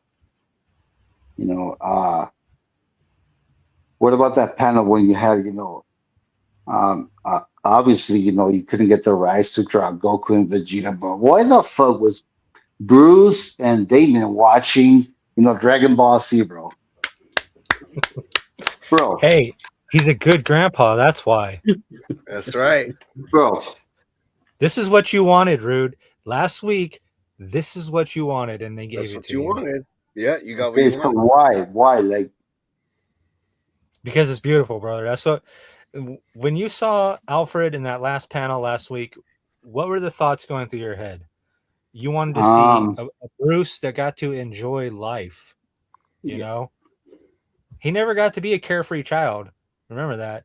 Now he gets to look after a carefree child, which is kind of the ultimate closure for Bruce Wayne. You know, I'm gonna say it. I'm glad this panel's up. The only part I hated is Nightwing having a ponytail. I hated that shit. I was like, oh, dude, don't be an old guy with a ponytail. That's It's so fucking. you can. It's so he doesn't look like Damian. Bro. Look at Damian. Doesn't he look like Yeah. Nightwing? Yeah. Look, Hold on. So I this mean, this is exactly what you wanted, Rude. He's spending time with his grandson, and Alfred even asked him. He's like, "What are you gonna do when you go back?" And he's like, "I don't know if I want to go back." And he starts falling into that trap that Yeah. the Acropolis, whatever it's called, has set for him because it says you cheated. Now I'm going to strike at your heart, you know. And what is Bruce's heart but the people he cares about? And so Yep. ultimately, he's okay, falling into so that trap by falling in love with all these people that he knows aren't real. He's falling in love with them though, and he knows that this thing's going to strike at his heart. So that was kind of a little yeah, bit of suspense build for me. I kind of liked that. okay, so it's so ugly, bro. It's so ugly because from the other episode when I was like, okay, here's little Alfred, and you're like, okay, but if he's from an else world. It is so ugly and so dark. It's so sad, but it's almost like Wanda's fucking kids. Oh yeah, It isn't real. Dude, you know what I dug was Deathstroke's daughter, Ravager, Rose. She was with Jason Todd, yeah, Yeah. and they have a kid. and the yeah, and the daughter is on. I was just like, oh, dude, I want to see that. That's fucking shit's dope. And And then this is the thing, that gives Bruce Wayne another reason to win this whole fucking tournament. And I'm gonna tell you, when this whole tournament thing started, I picked Batman. And then when it looked like Joker killed him right off the bat, I was Yep. like, "Whoa, shit! I don't know who's gonna win now." But you know what? They didn't do all of this. They didn't do all of this for Batman to lose. He's fucking winning that tournament. And you know what? He's gonna make this shit happen. And that makes my heart like, oh, dude, Okay, that so thing, man, that gives me the so feelings again, guys. I He love it. got pretty sidetracked though, okay, didn't he? so Chris Hita, Chris Hita. So in order to have this perfect world where Batman kids have a family and they grow up and they have a ponytail and all this shit, did Damien kill all the fucking villains, starting with the Joker? I doubt Okay, it. side thought. I don't know. uh, This will never be written because it's over just a KO event. But we're the villains in this perfect world. Yeah, you know what though? Damien has no problem with killing. So Okay, probably sometimes, you know so how what? come Damien was Sometimes able? you gotta get your hands How dirty. come You know what I'm Damien saying? was able to have the perfect world that Batman never always wanted? Because the support web was there. Batman did everything on his own, dude. yeah. Don't forget. Yeah. He brought everyone in and he made Batman Incorporated. Like it became worldwide because of Bruce. Damian Because grew into the role. yeah, last panel we got to see the whole Bat family come, like Signal, Cassandra Kane, Stephanie Brown, Yeah, that shit was Because Nightwing. the because best. Damian's focused. Damian is the bat, so he's focused and he's thinking, and he's like, in the back of my mind, he's thinking, this old man cannot beat me. There's no way. So how can I get him to the point where he can beat me? And that's why he brings all the Bat family in, and you Yeah, get this little montage where they're Dude, training Bruce. dude, the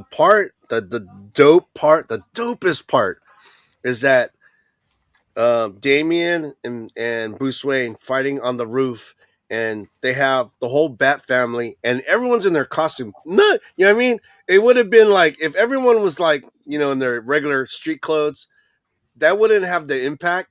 But for all the family to be there in their fucking uniform, like their superhero, oh dude, I had chills, man, when they were fighting. And yeah, no, dude, I'm telling you, this So pick of the week, pick of the week. this one slide though got me. He built the box again that Bruce used to go back, and he left it. So Yeah. this like has me thinking like something's going to happen with Night Fight, and I have a feeling that this Bat family that Damien made is going to come and help Bruce at some point in this. Oh, I was thinking he was. So Oh, they're not real, right? So in a way, he was giving them this bat box so they can continue on and continue to exist. So in my mind, we're gonna get a comic of this family separate from everything else. That's what I want. dude, Nice. I'm buy it. I'm buy it. Take my money. I want to see it. I would love it, man. But Oh my god. that's so Bruce though. That just out of nowhere he makes a box that's completely off topic, completely off mission, and it's just that's Bruce, dude. Yeah, because my thoughts on the box is this Bat family worked out how to save Gotham and make it like peaceful now. And I think Bruce sees something in how they worked together to create that. And I have a feeling like that family's going to come to help him for the fight at the end because they got it all together. Damien's That like would that be glue. awesome. Damien's like that glue, that the missing piece that brought everybody together where Bruce couldn't really bring them all together. Hmm. But yeah, I saw Rude. Rude, what do you got to say? Um, I don't know. I was so caught up on the tease of Damien being Batman, having a grandson, and then at the end you're like, okay, so the whole story is based on Batman getting a second chance at the tournament. You know, so way back when we were hearing about KO, I was like, Batman's gonna win. You're gonna fuck everybody up. Even though he's a human, he can't stand no chance against, anybody with powers, but you know, my faith, my my very small, puny faith of Batman being capable of beating everybody always stood there. You know. So when I found out that Batman was, Dunzo, and as I'm seeing KO, progress and what they've been through and who the last guys are. I mean, come on, you got the Joker, and now, Darkseid has always been like, okay, well, here's your chance of, becoming, going back. You got to beat up your own world and destroy it. So I don't know. I'm going to see what KO does because obviously KO, this Batman is jumping back on, right? That's what we read. At the end of this book, Batman gets to go back into KO. So we'll see what they do. I'm still lost in the whole, whatever happens, happens, but I'm still lost in how amazing it was to see Damian Wayne, Batman, Nice. Yeah, he kicked his ass too. which is Took hard it to see easy though. on It's him at hard to see first. because, a good question for everybody would be, and I would like to have this answer from everybody, all my brothers and all you guys. What do you guys think are Damien's values up to now? No, you guys don't have to answer tonight, but what are his values compared to Batman, right? Again, Well, I'm sorry, guys. I'm stuck still, how amazing it was to see little fucking Alfred. No, I'm still stuck yeah, on that. I'm still Yeah, stuck on that. no, that was And yeah. Whew. When he said, "Oh, this is your grandson, Alfred," I was like, "Oh shit!" yeah, I we was talked about it like, last time. "You Kelly was can't like, stop "Well, crying." it's not continuity." Which would we ever get continuity of older Damien? Before we saw an older Jonathan, right? Because Damien and Jonathan are homies, and we saw, Jonathan, they fast forward his age, right? Do you guys know about that story where Jonathan, Superman's son, you know, when they brought him back into continuity the past year, they aged it. Anyway, it doesn't matter. I'm about continuity and what's happening. Okay. Uh, what do I get from this? We got little Alfred, bro. Little Alfred. You know. Let's move on to the next book. I'm sorry, but again, little Alfred, bro. We got little Alfred. Yeah, We still yeah. got 2 more slides here. We got Yeah, the these three. Acropolis has been messing with Batman. He's had to defeat all these different Robins in some way, and now he's down to Damian, and he thinks he has to beat Damian. And in all of our minds, we know this old ass Bruce ain't gonna do shit against Damian. We know he's gonna lose, but in the end, he realizes he can't win, and he's like, I can't do it, Damian. I'm sorry, I can't beat you, son. And that was like the ultimate test for Bruce, was to admit that he can't do it anymore. Like it, like forcing an old man into retirement, you got to get him to admit it eventually. Yeah. And at that point, he starts going through everything, and he's realizing what he's fighting for. Before, in the KO tournament, it was like, all my friends are here. We're all in this situation together. And now I think he realizes what's at stake is the future of everyone, his entire family. The future is at stake. And he has an opportunity to go back now because he completed the test, or whatever you want to call it. And that's him jumping into the big giant fire pit thing that's going to take him back to the KO battle, which I thought was pretty cool. This So is a good yeah, little ending. one little thing before we jump on. Do you think maybe the box is for Bruce to go back to Alfred, and then, or Alfie, his grandson, and then for Damien to come into the KO to fight? Because we know Damien can kill, and the KO is all about killing to move on. I You hope know, it's a, I hope it's a go way ahead. to have a Bruce in that world, because one thing that Bruce always makes sure of is that there's a Bruce in every dimension to ward off the evils. And if he was the Bruce that's there and he left, there is no Bruce anymore. So maybe it's a way for them to have a Bruce. You know what I mean? Maybe. Yeah. Paul? Well, the thing is, with so much on the line, you know, uh, he knows what the rules are.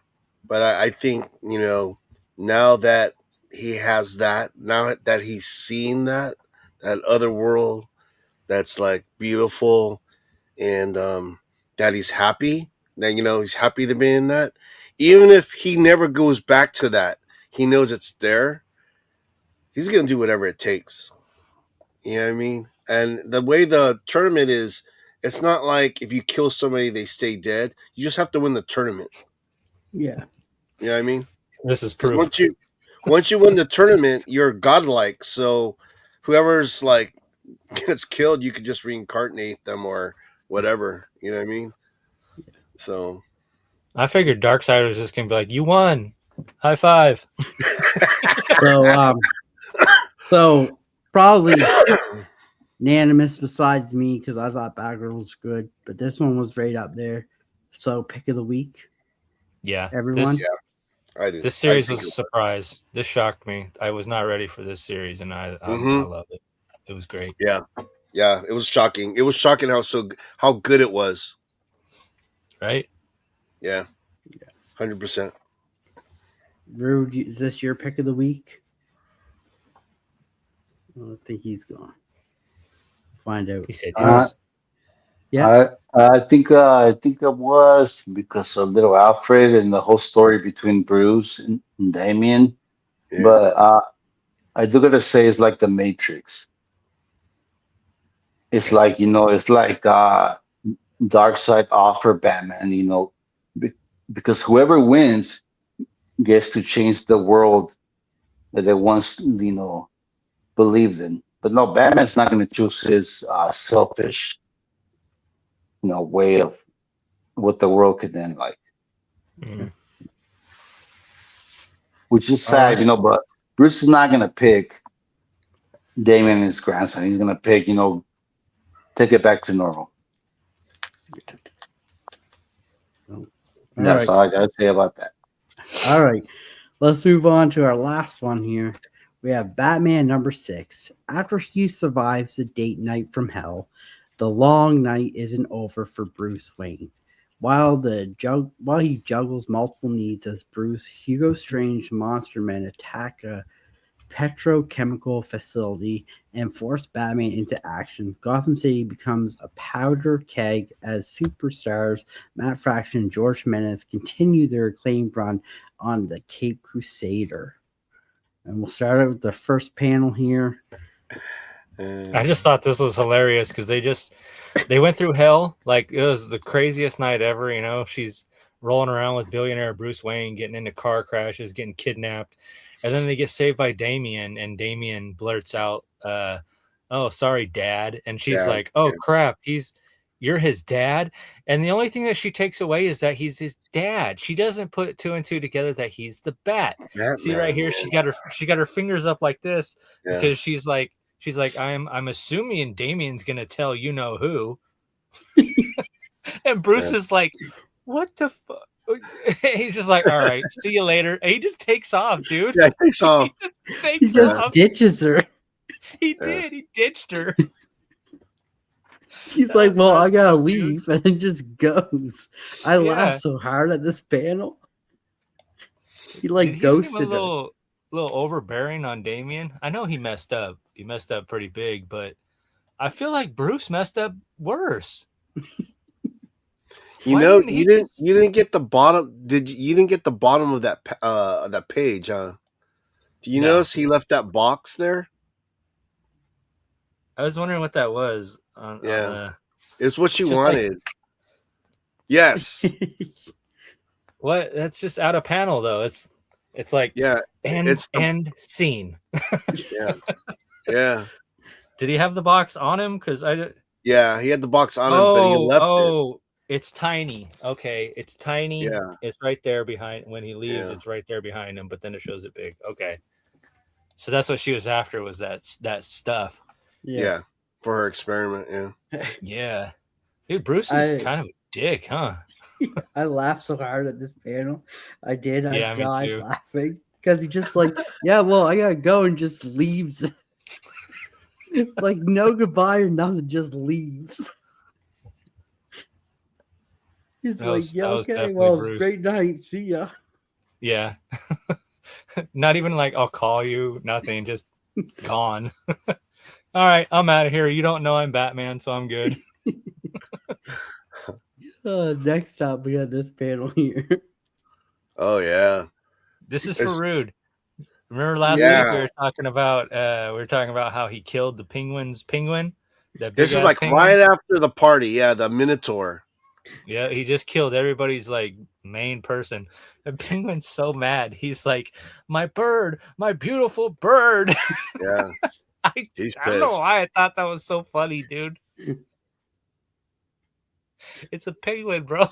Bro, come on. Okay, so I don't know if it was like the first episode or the second episode where Dan showed like the toy section. There was a penguin, Yeah. nothing else but a penguin. And I was like, fuck yeah, bro. Like, come on, the penguins, bro. So yeah, this touched home, bro. You know. Because Bullock. I always see it in like Batman. What's the 3 or 4 where he like has everybody's significant something. You know, looking at his speech, and then he like kills them all at the end. Yeah, If one bleeds, we all bleed. and that's I how don't know bad what. the city is right now. This Yeah. dude brings a kid to Bullock. Look at Bullock's nasty ass. But he brings the kid to Bullock, and he has like a video, of somebody doing something, and Bullock's like, "Oh man, you know what? The guy that you're talking about, he actually died last night. Somebody strangled him. So watch your Yeah, back, fellas." He's telling a little 10-year-old kid to watch his back, dude. yeah. Good Lord, That's Gotham him is though. terrible right now. Yeah, And they're like, they made Bullock look like the glove, like yeah. from Jabba Wolverine. the Hutt. He's like Jabba the Yeah. Hutt almost. Dude, he's Like got I was like telling Cisco, dude, he's a wife beater slob. all stained. You're doing all the work if you're this dude's partner. Swear to Yeah, God. Donuts, coffee, you're doing all of it. yeah. But you know what though? The funny thing is, he's the most honest cop. You know what I mean? He He really can't be was, bought. right? Yeah, that's why Yeah, he went to him because they say he can't be that's bought. what they He's say. Yeah, like, that's what they say. yeah, yeah. Then we got This this is cool. panel. Taku Love it. Mike, he loves these panels. You see it says bat reel right there. It I love tells him you too. what the item does. And the Yeah, covers have been awesome with these on them too. Yeah. yeah, It tells you like it can carry like 4,000 kilograms or something. I'm not European, so I don't know kilograms, yeah. I don't know but the it seems like conversion. a lot. It seems like a lot. And like the bat reel just goes through this guy. Like he shot it like through him. He did. It went right through him and then into the wall. Oh, I just laughed when But I they're saw not. that. They're like some weird experimented on Yeah. things. They're not really people or something. I don't know what they are. Some kind of They're like freaks. Frankenstein's almost. Yeah. Yeah, right. Yeah. Some Well, they're Solomon Hugo Grundy. Strange's monster men. That's what they are. The Yeah. monster men. But it's Yeah. cool. I like the bat gear. You get the bat blades on the very next one. That one's cool. Yeah. Oh like, yeah. Yeah, Like Wolverine. laser honed edges and everything. Yep. They're made out of like titanium or something. Yeah, titanium core, laser Those are hone. like laser or something. Lasers. They're cut with lasers, so Yeah. they're super sharp. And he's just slicing those dudes up with them too. It's pretty cool. Just not even a care, just Laser like hone. cutting them up. And I found too, like with this new things that we're getting, like the bat blades, these are all new tech that we've never got from Batman too. Yeah, or some kind of like upgraded modification. Yeah. Oh man, that's a lot of poundage. 8,000 pounds for you Americans. Jeez. That's Jeez. like I catch that fish on an 8-pound test, I tell you what. Wow. But yeah, so this is another cool, like the Bat gadgets, getting to know a little bit more of them too, and getting to see new stuff too, which is I thought was pretty cool. Because like these are new. I didn't even really notice until Mike pointed it out, to be honest. And then when I started paying attention, I was like, "Wow, these are really cool." He's right, dude. It adds something, just a little something is cool. Yeah, Drew, you want to chime in? I mean, it's like the time have changed, right? So it's okay to to explain. It's a little like silly, but I think it's okay to explain Batman's new gadgets. I love it, man. I love it when Even though they they haven't been silly. It makes sense. You got Batman who's going into battle against all odds. Yeah, fuck yeah, bro. I mean, come on. The gadgets should be endless. yeah. Jimenez That's why I good at always bringing. loved Batman because he always had the cool ass shit. Coolest car, coolest gadgets. You know what I mean? Yeah, that's That's why I not a love bad Okay. Batman. Batmobile. Okay, It's not so bad, right? So I got a gadget. I got a gadget, right? And this is the, going with this panel. You see this badass panel. He's flying in with the fucking wings all open, and then he jumps into the Batmobile. Yeah. Yeah. So there's got to be a gadget, rolling up that cape, bro.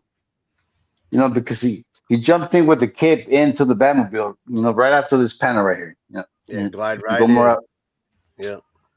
So the Batmobile had a little like he had to roll up his cape, right? He goes in, the cape goes in, and he goes, like a convertible.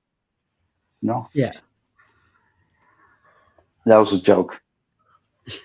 Oh. I'm glad that you told us it as a joke because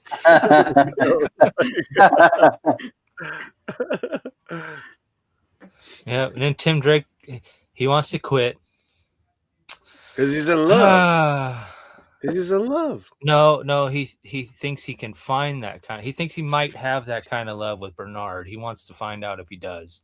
I mean, that's okay and stuff, but I mean, I don't know. I feel like Tim Drake would still want to save people. You know what I mean? I don't feel like any of these guys can ever walk away from that for anything. Yeah, Not I to just think we're explore going to find a that out later. relationship. I think Kelly's right. I think he's going to find out later that he can't. Yeah, and it'll. I'm sad to say it, but something bad will probably happen to Bernard, and then that's when Tim will be like, "It's because I took a break, because I was sleeping on the job. Bernard got hurt." You know what I mean? Hey, history repeats itself, well, and especially in comic books, dude. Nice. But, Good take. But I think I left out the panels with him hugging Bruce. That was a nice little moment.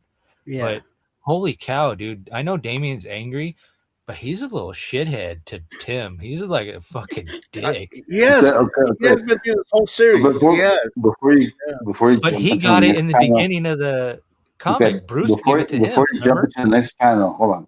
Before Yeah. you jump into the next panel, okay, you do remember the little kid that had the video, right? Yeah. Okay, so in that video you see Tim and Batman.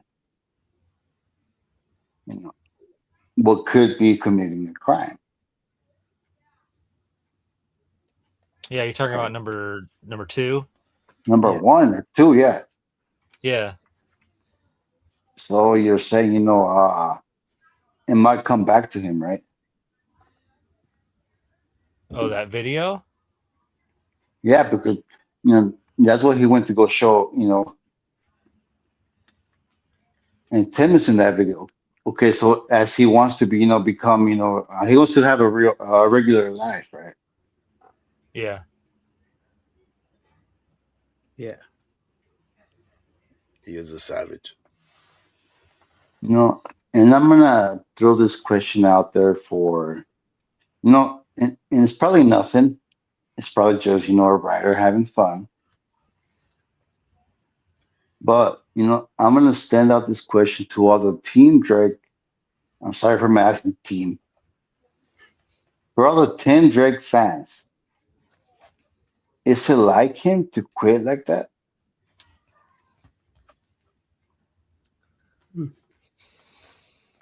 I don't know. Because it's not like a protecting decision. It's more like a feeling decision. I'm like, okay, well, I wanna know what it's like to feel real love. Because he did explain to Bruce, like, when you out here, looking at the city, I see a lot of people that are in love. Yeah, he said you could see it from the rooftop. You could see it from 3 streets away. You see people holding hands, and you just know that they love each other. Zach says not in his in my opinion. It just doesn't jive. The reason, to be honest, because he can explore that part of his relationship with Bernard, whether he is Robin or not. You know what I mean? I don't think that takes anything away from their relationship, especially if he's sharing with Bernard. Ooh. Yeah. Here's the final panel. Ooh, buddy. Spoiler.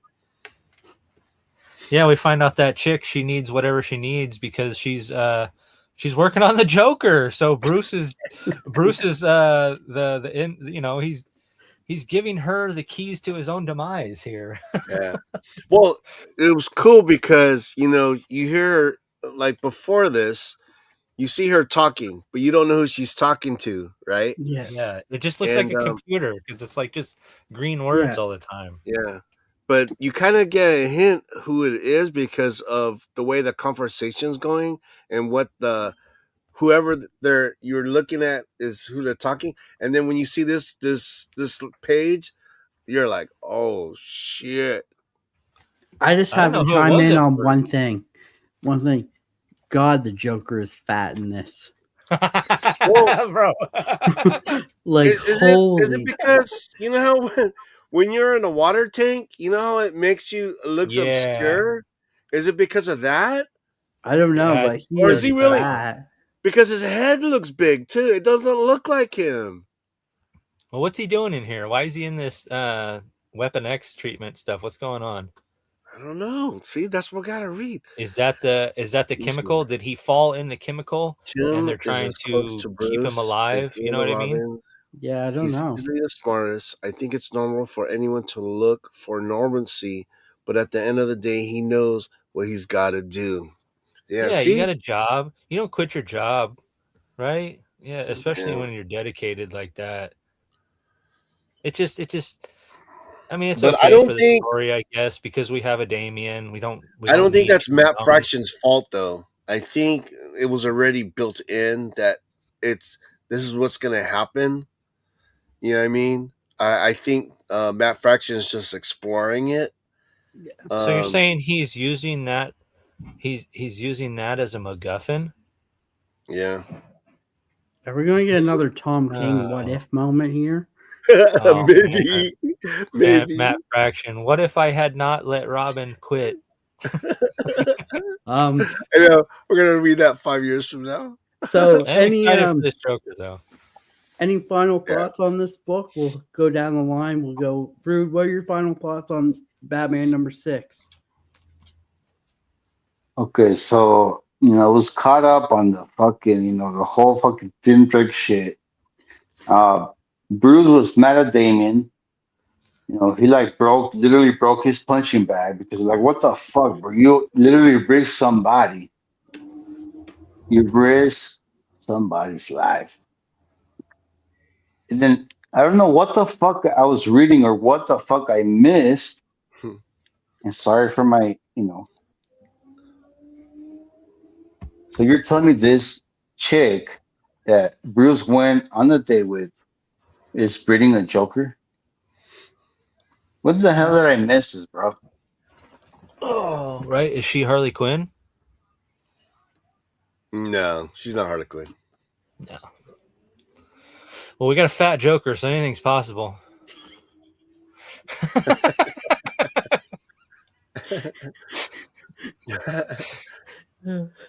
I think Paul? Fraction is he's the pace is good for this. I like it. Paul? Oh, Well, JD this says okay. punchline? If it was like for me, this is the thing. If it wasn't for Nightfall, this actually would have been the book of the week. I'm really loving Matt Fraction's writing on this series so far, this volume. It's actually my favorite comic. You know what I mean? It gives me everything that I love about Batman. It seems like I'm seeing it in every issue, and this one included. I mean, there's some funny moments, there's some twists, there's some good action, um, and you're getting the Tim Drake Batman, the Damian Batman. You get the relationship, how they're like talk to each other. I think the dialogue's cool. I love it that they show the bad guys after the driving home after the Minotaur killed like a significant loved one. I didn't realize that the doctor and Bruce Wayne. I didn't realize that was the back of an ambulance until at the end. I didn't know. I couldn't picture it. It just didn't look like a back of an ambulance. But then at the end, I was like, "Oh shit, that was a back of the ambulance." It totally makes sense because they have that thermal blanket, whatever. But even that in the beginning, it was cool because it was like 2 pages of panels of them just kind of like talking, and then I think Callie said it. He pretty much says, "All right, well, you have a good night," and she's like, "What? What the fuck? Where are you going?" You know what I mean? I thought that was kind of cool. But yeah, no, this if it wasn't for Night Fight, this would have been my pick of the week because I really enjoyed it. And Joker, that blew my mind. I was like, oh shit. So JD said, "Is the new girl Punchline?" Oh. Question mark. No, Punchline's Punchline, right? Or is she like in disguise? You know what? Let's see. Have you seen Let's see what Punchline in a long time? We No. haven't seen Yeah, her in a definitely long not. time, right? Definitely It's a not. different series. Definitely not. Definitely Dude, not. It would, a couple times it did cross my mind, but no, like you don't think it is? Punchline is like, Punchline is a fucking, no. I was actually invested in this character, right? Because she's running a program in Bruce's, like what would you call it? Yeah, his company. Bruce Wayne Company. has, like Yeah, yeah. scientific, things going on, right? And she's one of the head ones, and we see it, but not definitely not Punchline. Yeah. Definitely All right. sexy. I mean, Bruce wanted. I mean, he took her on a date, bro. Yeah. Callie, your final thoughts on this one? I'm liking it a lot better than when I first came in. I thought it was a little slow and weird, but I kind of dig it. I think it's got good pacing now that I'm into it. I'm ready to see where it goes. Annika Zeller, that's her name. Yeah. But yeah, no, this one was good. Oh, I do have a enjoyed it. final thought. Sorry. Yeah. So when you get this book, go to the back because there is a preview of Bleeding Hearts #1, and it's a little DC zombie book, and it looks pretty fun, man. I kind of dig it. So if you're into books with previews, go ahead and pick one of these up because it has a preview for it in there. Yeah. Good call. This was another good book. Like I said, this was the banger week for Batman books. Agreed. It really Like was. it was a banger Good week for Bat books. Batman books. Yeah. You couldn't go wrong with any one of them. To be honest with you, but everyone has their own opinions and their own likes. So this was a great book, great reads for Batman this week. So really impressed. But now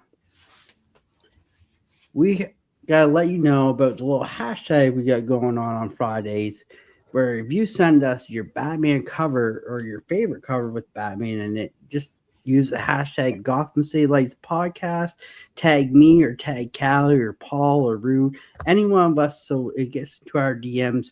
They can send it along my way, and I can send it to the picker. So we really love to get your comments in, so you could be a community shout out. And before we do the community shout out, we got a little video that Callie put together for us.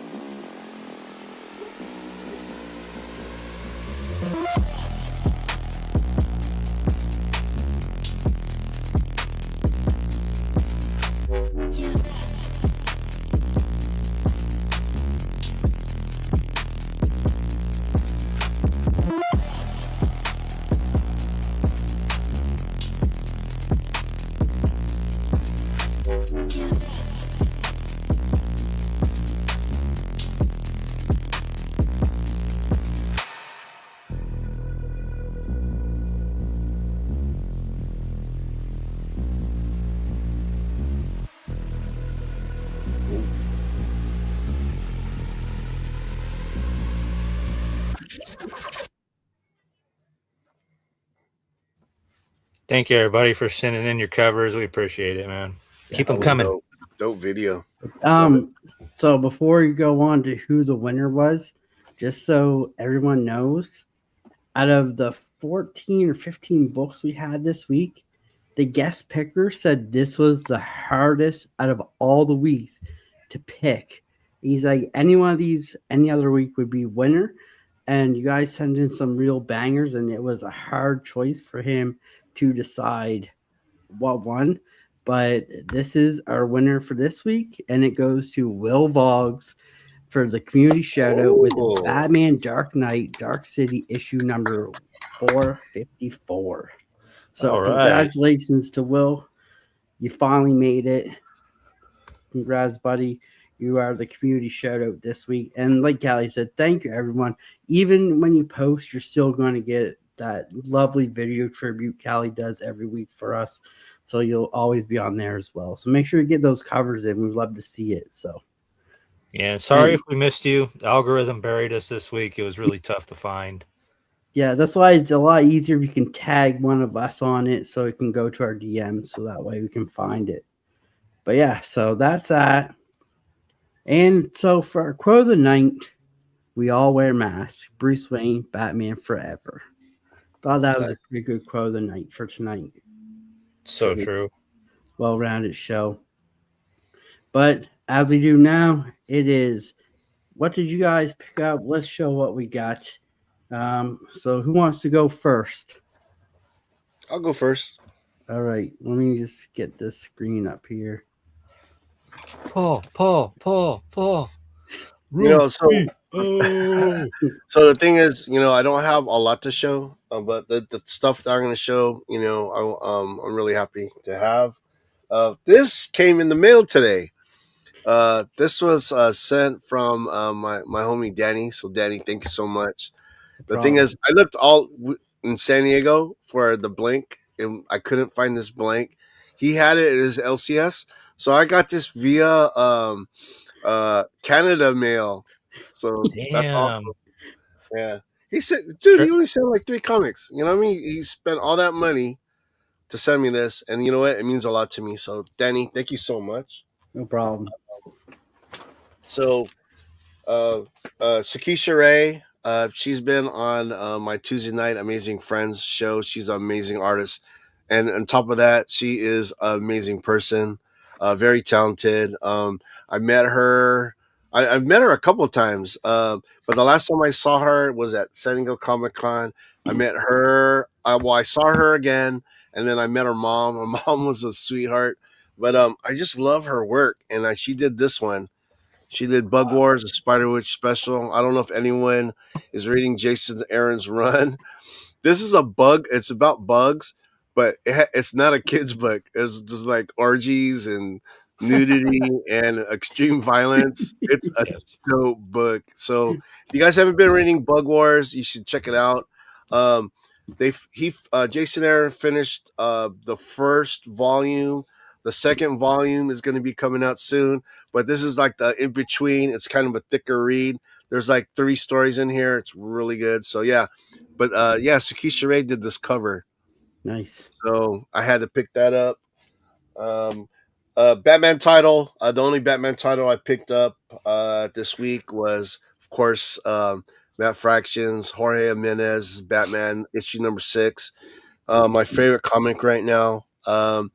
It wasn't my pick of the week because of Night Fight, but it is my favorite comic book. And then the oversized Savage Sword of Conan. I've been loving this. This one isn't written by Jim Zub, but I've been loving the Conan stories that have been coming out. Guys, you could never have enough Conan, and I love this oversized format. It's all it's black and white like back in the day. Been loving that. But that's pretty much all I have. So Nice. Thank you, Danny. Rude. Good stuff, Paul. Thank you. Okay, so here we go. Rude got a stack. You know what, bro? We're not gonna claim that we're the Batman people, bro.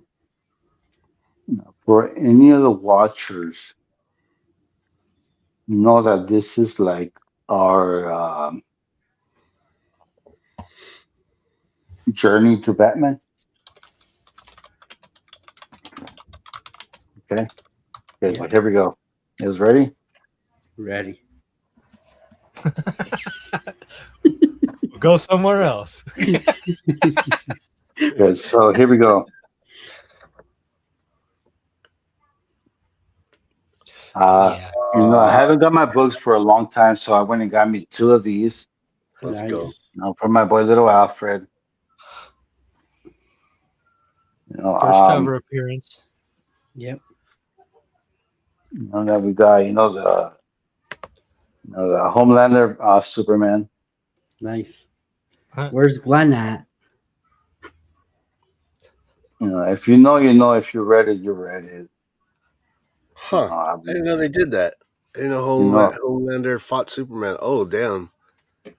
Batman can fuck up Superman any day of the week, bro. He knows his weakness. But the one that I was most happy about was this one. Oh, Arkham. It came out a long time ago. Yeah. And it's going Oh, to dude, the you got it. Cool. Mm-hmm. It's awesome. Oh yeah. The Beauty. Nice, The bro. Beauty, That one just came out pretty last week, fun. right? Or this week? Yep. One of the weeks. Here we go. Picking up the new comic book day. Shout out to my boy Dan for the variant show. Hey, it's Batman. Nice. So I'll end my view with this one. When we found out about KO, I said Batman was going to win. One way or another, Batman was going to win. I don't know. A lot of the crisis events and animated movies, Batman wins. I don't know. Anyway. Awesome. Sounds like a good title. Batman wins. What's up, Oh, Bobby? Bobby, what's going on? Station. All right. Callie, you want to go up? Yeah, Yo, sure. Bobby. Show off Station the home. Bat books from this week. I got the Valentine card one. Oh, wow. Like I said, get this because it has the preview in it. I didn't see it in Cute. any of the other Bat titles, but it might be in something else. I had to double down like Rude. That one's just too good. Look at that Damien, man. That's just too good not to double down on. I got the Dustin win. I love Dustin's watercolors. I had to get this one because it's got them all on it. You got all the Robins as Batman's fighting Bruce. I just thought that was pretty cool. I found it. So this one is actually better than this one in person is better than the picture on the FOC. Okay, this cover was actually cool. This one was worse than the FOC only because of the flatness of the purple, but that's whatever. I was able to find some cool books in the back issues too. I found this Ninja Turtles 1991 Volume 1. Nice. Thought that was pretty rad.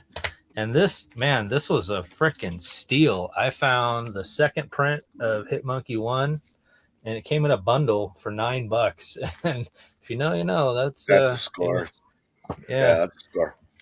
Everybody's spec this week, of course, is Orc.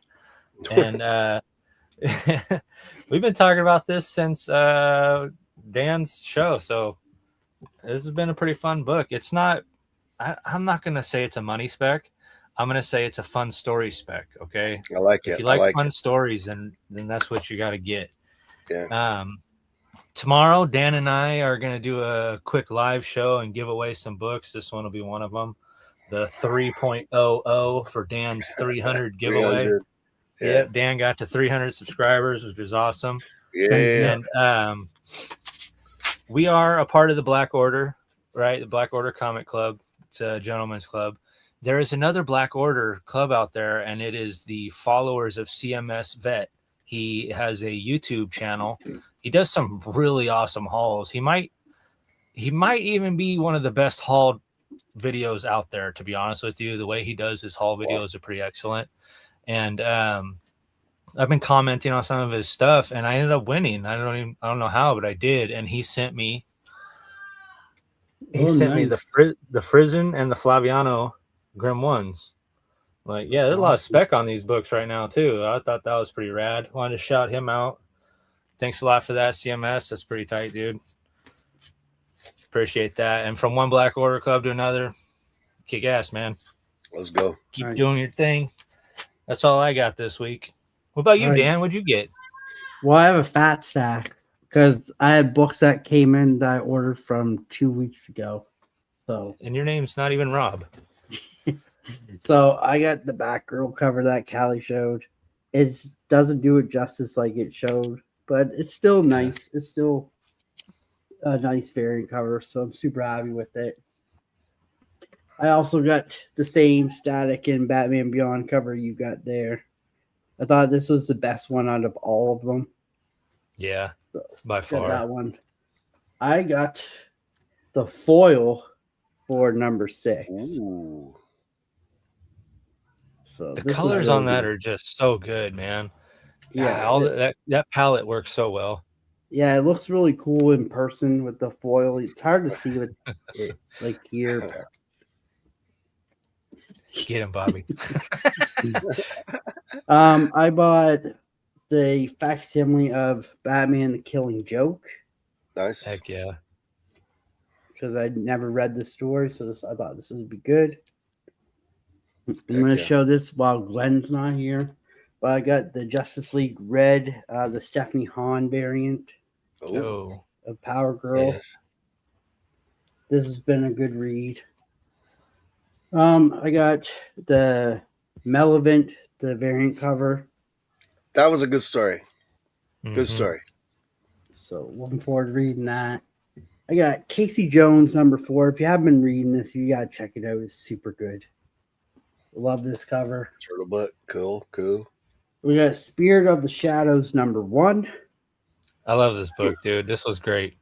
Now, my prediction, I think that's Jack the Ripper. Maybe. Is that And then- issue 1? Yeah, that's Yes, issue 1. That's Yeah. issue 1. And then one that me and Rude are reading, I got Marvel Zombies. This is Null riding the dragon zombie. Wow, This is a variant cover. I thought this was pretty cool. that's crazy. That's Stegman, right? I think so. It looks like Stegman. His signature looks like a mouth. Yeah, It'd be underneath the red label. probably. I can't see it Thanks, because Dak. it's still in the thing. I got Rogue Sun. I'm loving this series. So Yeah. got that one. One book I read and I really loved on underrated indies was Carmen Redclaw, part of the Hellboy series. This has been really good. So I picked that one up. We got Inferno Girl Red, number 3 or 2. 2 or 3. That one. I also got the Bug Wars. You got this cover. Nice. Sounds pretty sweet. Yeah, I like that cover. And then, so I went because Tate Brom's pretty good, and I want to see what else he wrote. So Tate Hey, Brombaugh wrote Beyond Behemoth. So I got issue 1 and 2 to see how he did in the indie scene. Those are beautiful covers. And then this is an homage to Paul because Paul sent me the first issue when I got back into comics. But this is a great variant cover. This is the Godfather variant cover of Sam and Twitch. Oh, nice. That's cool, dude. That is very cool. So I love that one. Twitch looks like a badass, doesn't he? Yeah, he does. And then I got the The same Orc. cover Callie did, Dork. And then the last one ended off, which is one I'm super excited to read, and that is Ripcord. And Rude, this one's done by the same people who do Beauty. Colin Bunn, yes. Colin Bunn's the Bunn. writer on that one. Yeah. Yeah. Colin Bunn used to be when I started getting back into comics heavy. Colin Bunn was like, I picked up everything that he was doing. He does a lot of like good like horror stuff, and I'm not into horror, but I've got a few of his things. Yeah, He hooked me like with The Damned. well, is it the one? Did he do Bazilsk? Yeah, but Basilisk. Basculus, sorry. What did I say? Yeah, he did that. Yeah, he did that one. That one and Dark Ark. He did Dark Ark. I Did don't he know. do Dark Ark? All right, fellas. Maybe. Well, that was our picks for tonight. We hope you guys really enjoyed the show. As always, I want to give a big thank you to everybody in the chat, all my beautiful and lovely co-hosts. I can't do this show without you guys every week, so appreciate you guys being here, Callie, Rude, Paul. And before we go, we just want to make sure to say those prayers tonight for Pop a Wheelie. He really does need them. Let's spread that community love. Okay, start putting them in your videos. Start giving them shout outs. Shout them out in everyone's chat. Just to let people know and give them love. Show them some love. Say those prayers. But you know how we do. It's the end of the show, and you know that bat signal has to go out at some point, and this is the time. So until then, from me and these lovely guys, we'll see you next Friday with another great show. I never said thank you.